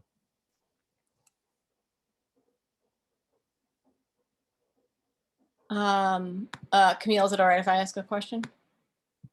Please do. So your school has made a lot of significant location changes over the last year, including crossing zoning lines to, say, move your middle schoolers into District 13 at the annex on Flatbush Avenue. You've merged with International Charter. And so now this move to Sunset Park, given that your parents have actually come to us and complained about these location changes. They were very upset with the annex on Flatbush, and they felt, and I'll quote, that 6th and 7th graders were being put in cold storage for a brownstone reno. They couldn't understand why such a change of location across district lines was not considered a material change worthy of a new charter. So given that we've gotten this feedback from your parents about location changes, I have to wonder, how have you engaged your current elementary families about this location change? Do parents currently applying to Brooklyn Prospect Charter know about this location change prior to the application? Are they applying under the impression that they're going to be in Windsor Terrace and then they're going to be in Sunset Park? What do your families know? How have you engaged them? So we certainly work with the parent leadership to let them know what our plans are and get feedback from them. And they gave some feedback on this plan, and we actually made some adaptations and changed the change some of the what we were, some of the specifications around the building. So we engaged them mightily. That situation was unfortunate. Just going back to the one around 17th Street, just to give everyone the fact base. I don't know if everyone on this call understands that we had intended to move because we had to make more room for our high school, which was growing. We had a building set out on 17th Street, which we still do, but it was taking much longer to develop than we had anticipated, and we had to find a temporary location.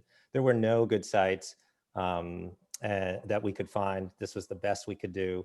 It was unfortunate. It turned out to actually, due to COVID, it actually turned out to be a blessing because those classrooms are much larger there. And there's also some readily accessible outdoor space right at that site. So it worked out quite well. But yes, there was admittedly a painful process for many of our families. In terms of what do our families know, they know that there's only room, they're only staying at this site for another year. We're going to announce the new site shortly. So they don't know yet? They don't know yet, no.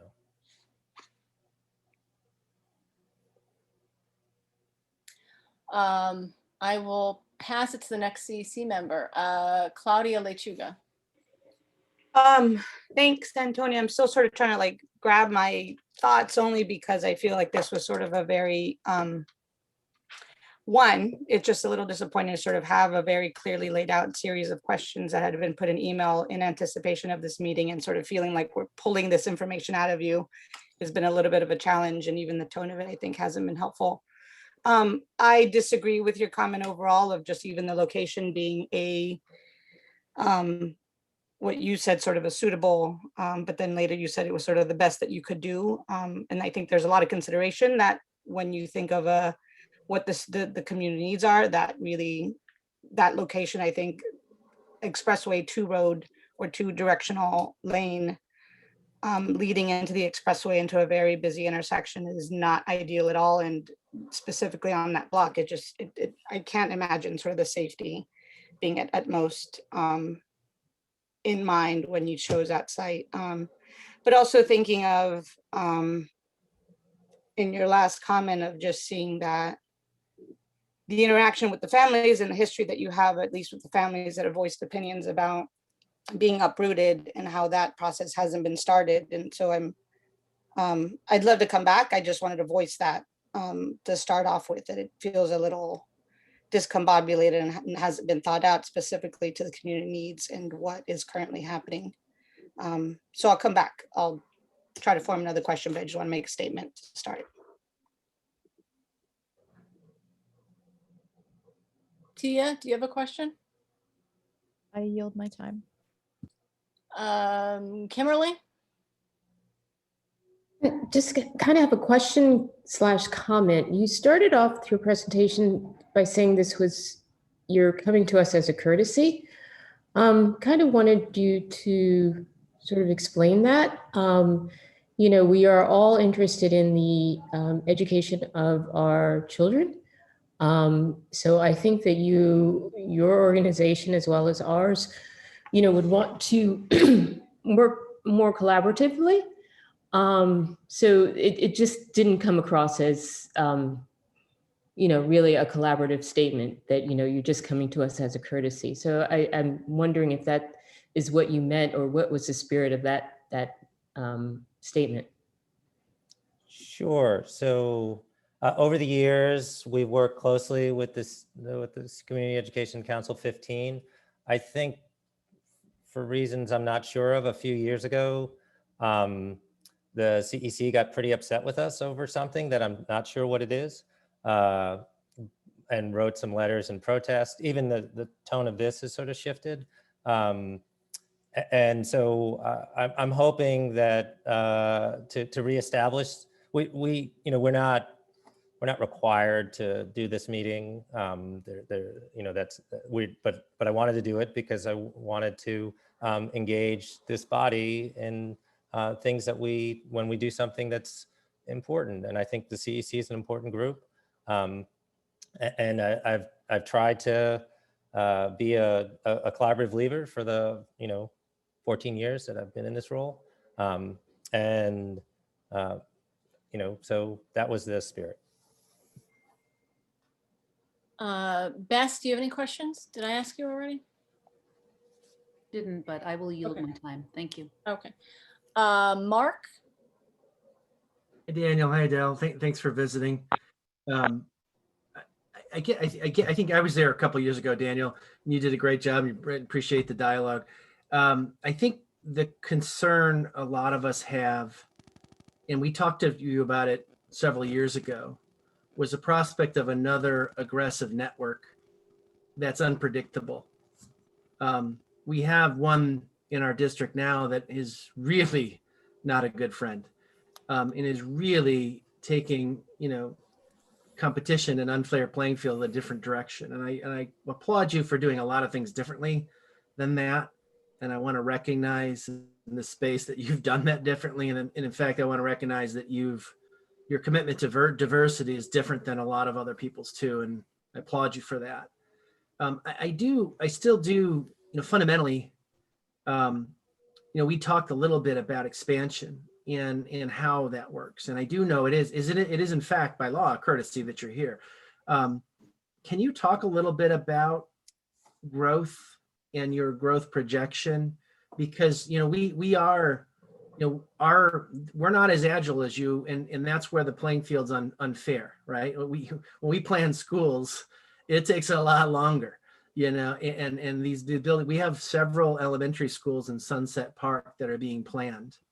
And I think that's the part where, that communal effort that I'm not speaking for Kimberly at all, but it resonated with me, was that we can do better by our children with thinking through those things as opposed to competing for them in those spaces. And so what was surprising to me was the placement of the school in Sunset Park, where we have 3 new elementary schools that we're trying to get off the ground there and getting to work. And then have this school there with that population, and also the impact on the population that, that's an elementary school. You go all the way to Flatbush for the middle school, and then you go to Windsor Terrace for the high school. Can you talk a little bit about your master plan and growth, and how many elementary schools we should expect to have in or around D15 in the next 5 years or so? Yeah, so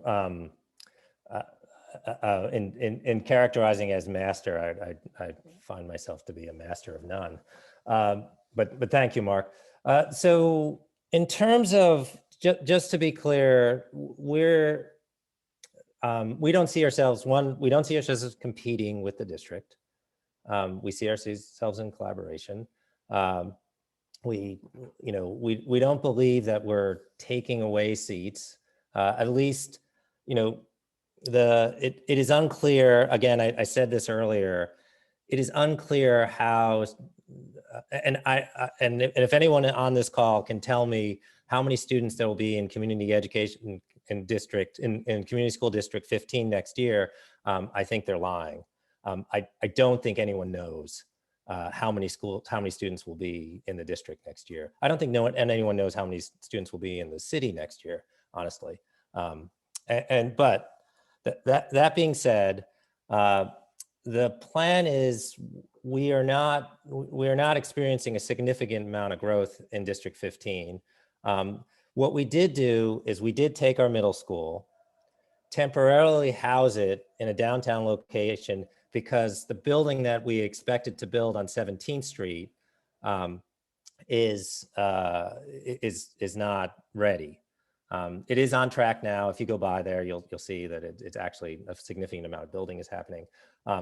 And so the idea is to have this elementary school, middle school on 17th Street, high school in Windsor Terrace. And if you, I should have brought a map, but if you do that, you can see there's a pretty straight line. It is a very, very small school relative to what, and our schools tend to be district-wide. Even our elementary school, for example, in our elementary school that we have in District 13, it tends to draw from the entire district.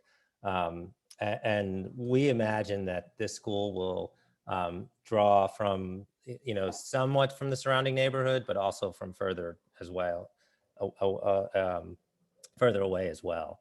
And that's been traditional for us. So we don't have any other plans for, at least in the short term, for new schools that I'm aware of. We've taken a pause because we want to see what the needs are and how all these things play itself out on COVID. And it's already been announced, but I should be completely upfront with everyone. My last day at Prospect Schools is Tuesday next week. So I want to thank you all for your collaboration and partnership. Trisha Ward will be, it's already been announced, she will be replacing me. I will be retiring from Brooklyn Prospect on Tuesday. So the master plan will be a different master. Okay, Ivan Bondo, do you have any questions? I yield my time. You yield that time. Okay. I will look in the chat. I can throw mine in, Antonia. Okay. Mine's one in the chat, and just sort of like there's conflicting statements, at least from the email that was laid out, of the justification for need, that it's specifically focused on Sunset Park schools. And granted, you'd utilize 2019-20 data, and like you said, anybody that can claim that they can project what need is or enrollment will be is completely wrong.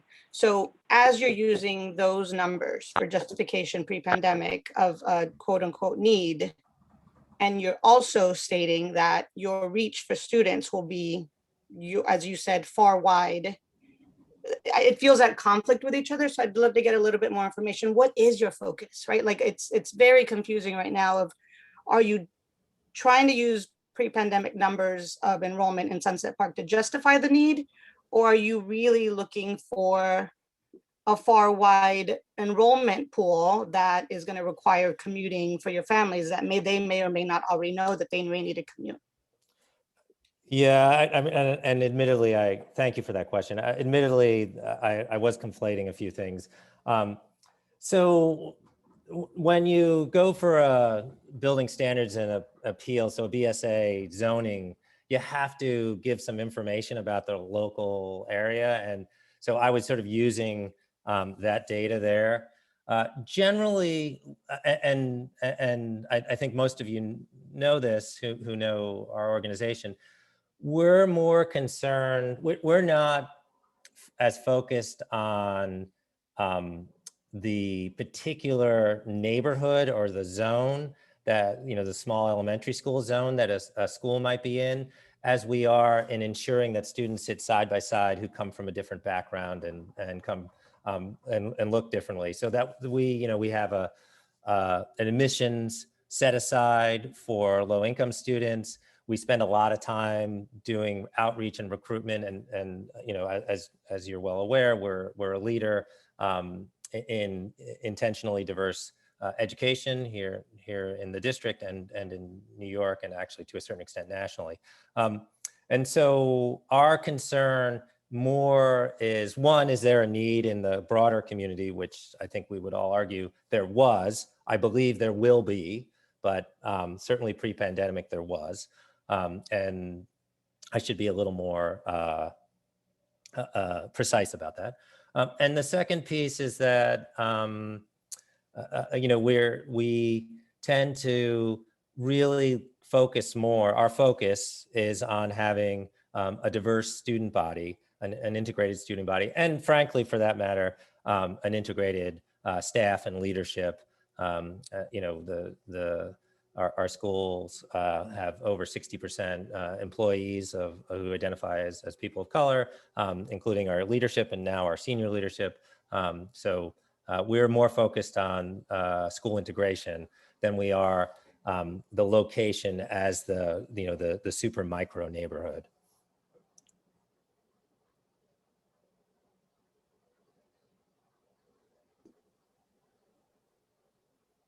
I appreciate that. So it seems like everything's up in the air. So it's really sort of either or, and we're sort of taking from different areas to sort of try to make an argument. I'll add to Camille's question that she has specifically about how many D75 programs, but I appreciate that you're stating that their focus will be on diversity, but I'd love to get a little more info too on not just sort of like on different types of diversity, specifically on ELL students and those with special education needs. How are you going to be prioritizing those and services to them? And with Camille's question, how many D75 programs you'll intend to have?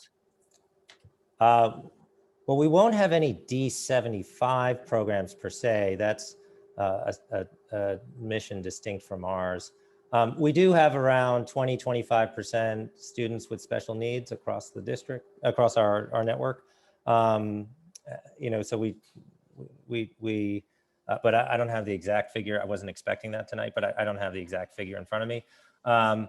We do serve English language learners. I don't have the numbers in front of me, but that's certainly an emphasis that we've been increasing, and we're doing more and more outreach to families new to this country. So it's a priority for us. I think it'd be great to get those numbers, specifically as when we speak of diversity, there's different facets of that. And that's definitely one of the very key parts of it, especially in a community like Sunset Park. So it'd be helpful to have that collaborative approach from you and share that information with us. Sure, you can follow up with Adele after the meeting. Okay, Camille, do you want to take over the comments from the public? I was wondering if I could get a second. Javier. Yes. Yeah, we actually, Javier, we have a, go ahead, and then we have a number of principals on the line that also might want to give comments. So feel free to raise your hand in the chat if you'd like to speak. Thank you. Javier, go ahead. Sorry, so I'm on the phone, so it's hard to Yes, keep sorry. track of the chat and the thing. So, so my name is Javier Salamanca. I'm with an organization called Voces Ciudadanas. We're based in Sunset Park. We've done some educational advocacy. Just also want to acknowledge, the 1-year anniversary of George Floyd. Also taking this moment to address the group, also in solidarity with Amanda Bueno, the principal from MS 136. And the Stand for Culturally Responsive Education, identifying and critically examine both historical and contemporary power structures and engage in critical conversation. So I think she took a bold stand in making that happen in the real world of adults. Just want to bring that to attention to our group, however briefly. Now in 2018, along with many community groups, including CEC 15, Voces Ciudadanas, we did do a campaign for the state. We know a lot of charters were racing to apply before the state capped the number of charters. And for many reasons, we stood against charter schools in general. For many of the reasons that were highlighted here today, there's not a great record of charters addressing the needs of English language learners, recent immigrants, immigrant families. Also, in our school, at a certain period of time, there was a lot of overcrowding. Some of our work and the work with this group have led to the creation of a lot of new elementary schools, which now some are their enrollment has dropped actually. So it's and we've actually have had 2 charter schools come into our community. So we're facing this conundrum now that our schools are losing funding in the way of students, and it is declining the overall things that could be offered in our community, right? We have, Hi, I'm so sorry to interrupt. Sir, this is the interpreter, and I'm sorry, we're having a very hard time hearing you, and also your pace is very fast, and it's a little hard to keep up the pace. No problem. Okay, so let me start again. So I know we were able to send a letter to the state that was also signed by certain people, certain groups in our community, signed by some parents and by our city council. And I just want to quote from it. Charter schools receive over $1.7 billion in funding from the DOE, and this is money that is removed from the funding sources for our public schools. And also it's kind of antithetical to the DOE. We want to have local elementary schools, especially that we could, I think the phrase is always, you could walk to your school, and to have elementary schools that have far ranging zones and pull from, kind of takes away from that neighborhood and community identity that we've always been trying to work with. And also in our community, we've been, this has been ongoing, but also been fighting for these special programs for ICT, for NEST, for different programs for our special education students. So we really, if there are new programs, we really want them to be focused on those populations to really be catered to. And also now that we have so many elementary schools, there is need for other programming in the middle school and high school level. So there's just so many reasons why in general we stand against through charter schools and through this placement, right? Especially when we're not sure what the master plan is, and in very close vicinity to PS 516, PS 24, PS 1. So we really we don't feel that that's collaborative at all, or that is in the spirit of what's needed in our community, and also with really poor engagement of our community as well. So that's just, I will forward you all the letter we provided before in 2019, and also just in general, what we've heard from parents. So I will leave that at that. Thank you so much, Javier. It's been great working with you. Thank you for being here and being such a strong supporter. I am trying to see if there are any hands up in the chat.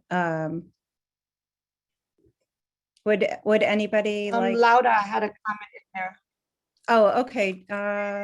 Laura, thank you. I'm sorry, I'm working on a new computer here. It's difficult for me. Laura, did you want to speak or do you want me to read that out loud? Yeah, good evening, everyone.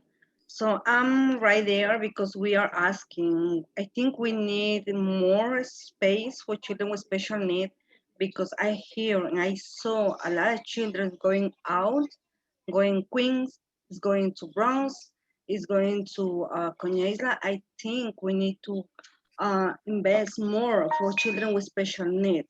We are asking for this 75 and I don't know how it works, how they can get it this fast, and how our children with special needs is still waiting for the space. So that's I'm a little confused how it works. Yeah, we also are confused and concerned. Dan, you said earlier that D75 was not part of your mission. Would you care to elaborate on that? Well, we're a college preparatory environment. So no, May I interrupt, please, to let you know that our D75 children can and do go to college? I stand corrected.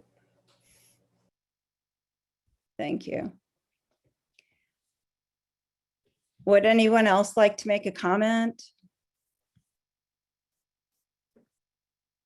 Claudia, I hate to impose on you, but is there anything else in the chat that we might? Yes, no, I'm tracking. I think Claudia, I have a Diaz comment. wanted to speak. Go ahead. Thank you. Thank you so much, Camille and members of the CEC for giving me the opportunity to share tonight and for looking at everything we do through an equity lens. And thank you, Javier, for your continued advocacy, and Laura for our community. When I started at 24, approximately 20 years ago, PS 24 was busting at the seams. We even required an annex that was housed in the trailers behind Dewey. When 516 was opened, we lost approximately 50% of our register. With this loss, we also lose funding that offers supports that are critical to the success of any school, and especially a school like ours, right? Currently, our school is functioning under capacity, and that is at 85% capacity. And based on the register projections for the 21-22 school year, our capacity will drop to 82%. Any other school within such close, any other elementary school within such close proximity will not benefit our community whatsoever. Our register will continue to decline, and that will take away needed funds, resources, and supports from our students, which currently we serve 47% ELs and 20% students with special needs. I'm also concerned within that one block proximity from PS24 and 516. Our register again will continue to decline, and that will take away all those needed resources. You mentioned that you came into this effort in collaboration, or you want to be in collaboration with the district. How do you anticipate your addition of a school within one block of two schools affecting our school community? Also, if you do not anticipate a tremendous amount of growth, student growth in D15, then why choose District 15, or why choose Sunset Park as your location? Doesn't that mean you will be taking from the students that feed into our school? And I'm extremely worried about the fact that you came into this meeting and did not bring numbers for ELs and SPEDs. I would have also liked to have heard more from Adele, who will be replacing you. Just to correct the thing, Adele will not be replacing me. It's Trisha Ward who will be replacing me. She's the new leader of the network. I stand corrected, and Trisha. Yeah, and she hasn't started yet, so we felt that it was important that that I continue. Okay, so I'm sorry we didn't bring the all the data that you requested. You know, sometimes it's hard to know exactly what's going to be asked in these meetings, but you know, this is the initial piece was more about letting you know about a zoning change that we're requesting. And obviously the questions have been largely about other things, which is fine. But that's the reason for not having everything that you're requesting. I don't, I mean, again, it's a very small school. It's 50 students. We are keeping it in District 15 because our middle and our high school are there already. And so one of our principles is that we want to make sure that any student that stays with us, that completes 5th grade, has a place to go to within district if possible. And so we you know, we want to make sure that our students that graduate, that eventually move up from 5th grade, have a middle school to go to, which will be, you know, about 20 blocks away. So that's the reason for the location. And the other piece is that, and historically we've been in the district, we've been in Sunset Park. We started in Sunset Park in 2009. We were co-located in Sunset Park High School. So that's maybe a little before most people's here's time. I don't believe that we've met. Is it Principal Diaz? I don't believe. I knew your predecessor, but sorry, we haven't had the opportunity, the pleasure. But I'm sure Tricia could reach out, and Dana Mwanda, who is the principal of, who'll be the principal of the school down the road. So I hope that that all makes sense. Thanks. Can I also say that 50 students in a public school setting, that's approximately 2 to 3 teachers, that's service providers, that's OT, PT, a speech provider. So 50 students is a lot of students for a school like mine and for a school like Jessica, which again is 1 block from the school that you anticipate opening. And we're talking about 55 students per grade, right, Dan? Correct, yes. Not 50 students in an elementary school. No. So you can't run it. 55 times 6, 7. It's 300 and 330. I forget what the total, but it's of that nature. 330. Thank you. Yeah. May I ask one just last question? When will your parents know? When will the parents who are applying know? When will the whole community know that this change is happening? We're expecting an announcement imminently, so probably this week or next week. Okay. Well, you claimed you engaged your families earlier. You just can't claim engagement if you haven't even told them yet. So I think you need to. Given the outreach we've received from your families, I think you need to reevaluate your family engagement. It's a fair criticism. Thank you. We'll hear from Principal Gonzalez next. Hi, Camilla. Good evening, everybody. My name is Cristina Gonzalez. I'm the principal of PS 94. I have a question for you. I still don't understand. So you currently have 50 families in kindergarten and 50 in 1st grade? So this is the school won't be there until the fall of 22. It takes a little while to to build to do the conversion and so on. We currently have 50 students in kindergarten. Next year, and at its current location, they'll have 50 or 55. Sorry, I rounded. 55 in kindergarten and 55 in 1st grade, and then the school will move when there's K1 and 2. Okay, so let me try to understand. So the families that you serve are going to have to find a way to get to the new location, or you're going to provide busing for as a way of keep making it easier for them, or you're expected to enroll new families from Sunset Park? We provide busing. Oh, okay. My second question for you, when you refer to the fact that anybody that estimate numbers are lying, are you in any way aware of what is called register projections and really looking at what's happened in the past 2 years? Yeah, I'm actually pretty into demographic projections. So there are two projection models that the SEA put together. I mean, I don't actually want to go down this road too much, but what I'm suggesting is that because of the disruption that occurred during COVID, it is impossible to know how many students will be enrolled in New York City in the fall. Because the underlying assumptions that the projections are based on, it's too much noise in the system right now. It's not knowable. So it may be that in your school that you may have some pretty good projection models for that school for next year. It is totally possible.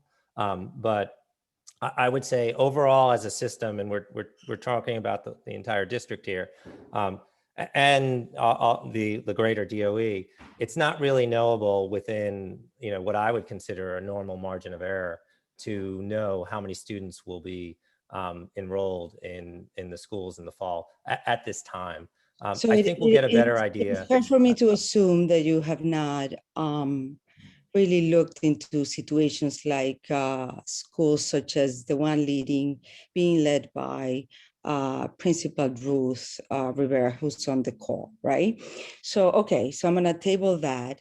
I am going to now ask a question directly to Del, referring to the last two sentences of the email that she provided, in which she expressed that they're looking forward to provide the educational experience that families actually expect and deserve. And my question for you, have you given any thought or any visits to any of the elementary schools that are currently providing excellent educational experience in Sunset Park? Okay. Having said that, I want to share a comment and then I'm going to be quiet and expect the answer. My son is a senior at Fort Hamilton High School. Noah is a child in the spectrum. Noah was admitted to all colleges that he applied. He got about, I'm going to say $500,000 in scholarships. And he just accepted an offer, an invitation to go to George Washington University in Washington, D.C. to pursue economics. So I'm going to state here on the record that it is inaccurate, discriminatory, and inequitable to say that any child that has a disability or an IEP is not college or will not be able to be prepared to attend college. So Ms. Adel, can you please explain what is the difference in the educational experience that you expect to provide to the children that you serve that is comparable or not comparable to the excellence of the experiences that Superintendent Skop has already shared of the elementary schools in Sunset Park? And on that, I'm going to mute myself. Hi, yeah, I think perhaps something got a little bit lost in translation here. The email that I had sent, talking about we're so excited to find a permanent long-term home for the families of our D15 elementary school. We're so excited to find a permanent home and a building for them that they deserve. That's what, they signed up for us, with us when they came to our school. And we want to, of course, give them a school building that they can grow in, their families can come to for many years. And that's the promise that we made them. So that's what I was referring to when I said the school that they want and deserve. It was never, it was about our families who are already members of the Prospect Schools community, and of course was never directed to cast aspersions on any other schools, district or charter. So I apologize if that was confusing, but that is certainly not Right. what I meant. So it is fair for me to assume that you really do not know the kind of educational experience that District 15 public schools provide currently in Sunset Park. I've actually been to every elementary school in Sunset Park. When have you been to PS 94? I think I missed it. It's been a few years, admittedly, because we were in Sunset Park in 2009. So it has been a few years, but certainly, we encourage every student, every fifth grader in every District 15 school to apply to Brooklyn Prospect, and many of them have. So I've been to every elementary in the district more than once. I have been to your school. It has been a long time, admittedly. I am going to apologize. I was not the principal in 2009, and we have evolved quite frankly a lot from that time. I will encourage my replacement to visit all the schools once again. I think it's a great idea. You're also more than welcome to invite her, and as I'm sure she will invite you to come see our work. We've had over the years a robust exchange of principals at our schools with district, other charter, and district schools. It's been a healthy collaboration, and we're pretty proud of both the collaboration that we've had with our district peers over the years. Okay, hopefully you will be able to provide good services to all students if in fact this materializes. So Dan, I just wonder, how many of your principals actually attend Anita's monthly meetings to collaborate? I do not monitor it on that level. I would ask Anita if they're invited. If they are, I'm happy to pass that on. Anita and I know each other for a long time.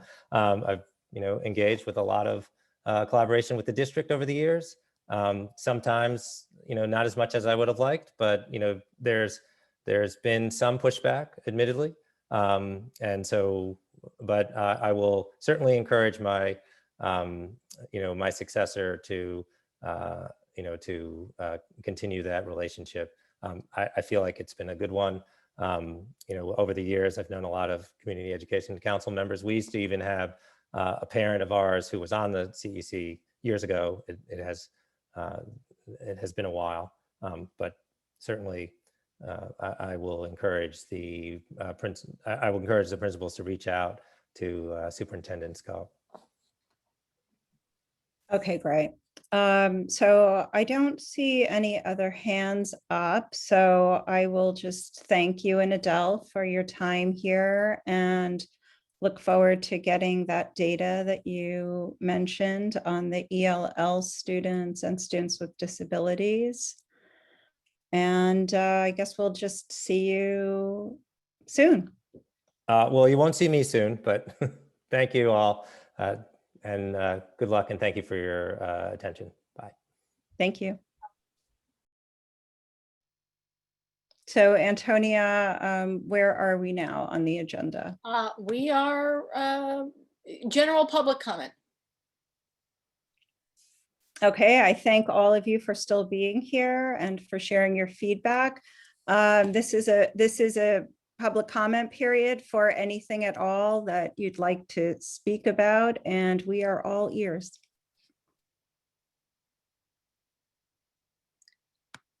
I think Smita Vargas wanted to speak, right?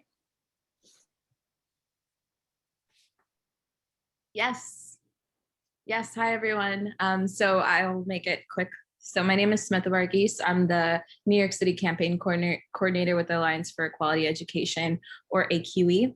We're a statewide advocacy group that organizes parents and centers educational equity in our advocacy to influence decision-making in the city and state level. And I want to shout out Nancy Randall, who I see here. Nancy is an AQE parent leader who's part of our Education Warriors program. So part of AQE's platform pushes against the privatization of public education, also known as charter schools. We believe government should not siphon money from public school budgets to fund charter schools and all the problematic things that they do. Charter networks, as mentioned earlier, they're unpredictable, they're largely unregulated, and they're funded largely through public dollars. So it's really obscene how many scandals actually plague the charter networks across the country. And so I'm here today to share a quick opportunity with CUC 15 parents to stand against this moment of privatization. I know the CUC is not looking to endorse mayoral candidates, and I want to say neither is AQE. But we also know that Andrew Yang and Eric Adams are leading the mayoral polls, and they are 100% pro charter schools. They accept charter money, and they have really weak platforms for public schools in general, especially from an equity lens. So we're helping put together a press conference. It's called Parents Against Adams and Yang on May 27th at 10 a.m. at Tweed, which is like the education headquarters in New York City. And the main purpose of the press conference is to expose the private money backing both candidates, share negative experiences that parents and the communities have had with charter and private school industry, and to show folks how both candidates are threats to public education. You don't have to represent CEC 15 if you don't want to. You can represent yourself as a parent leader. But I wanted to share that opportunity. And please drop your email in the chat. I could also drop my email as well. We have some materials, some scorecards that rank the mayoral candidates on education issues, which I can send to Camille and to Antonia. And we can also share our education equity platform as well. And that's it. Thank you so much, Smita. Are there any other public comments?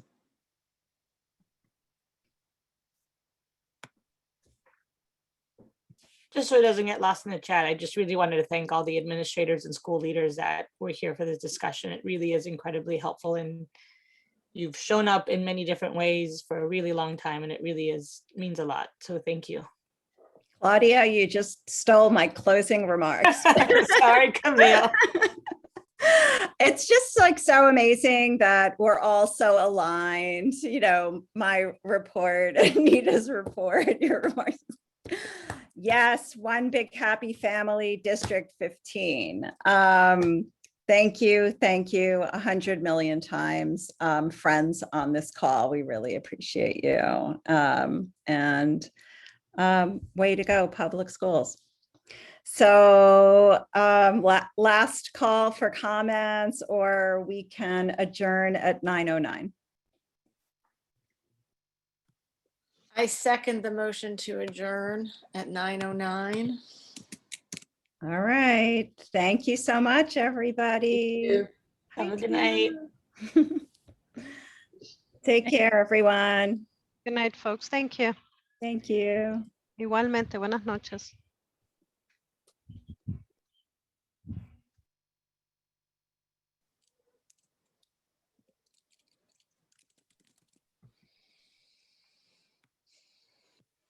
Antonia, you can stop the recording. I can stop the recording. Okay. Thank you.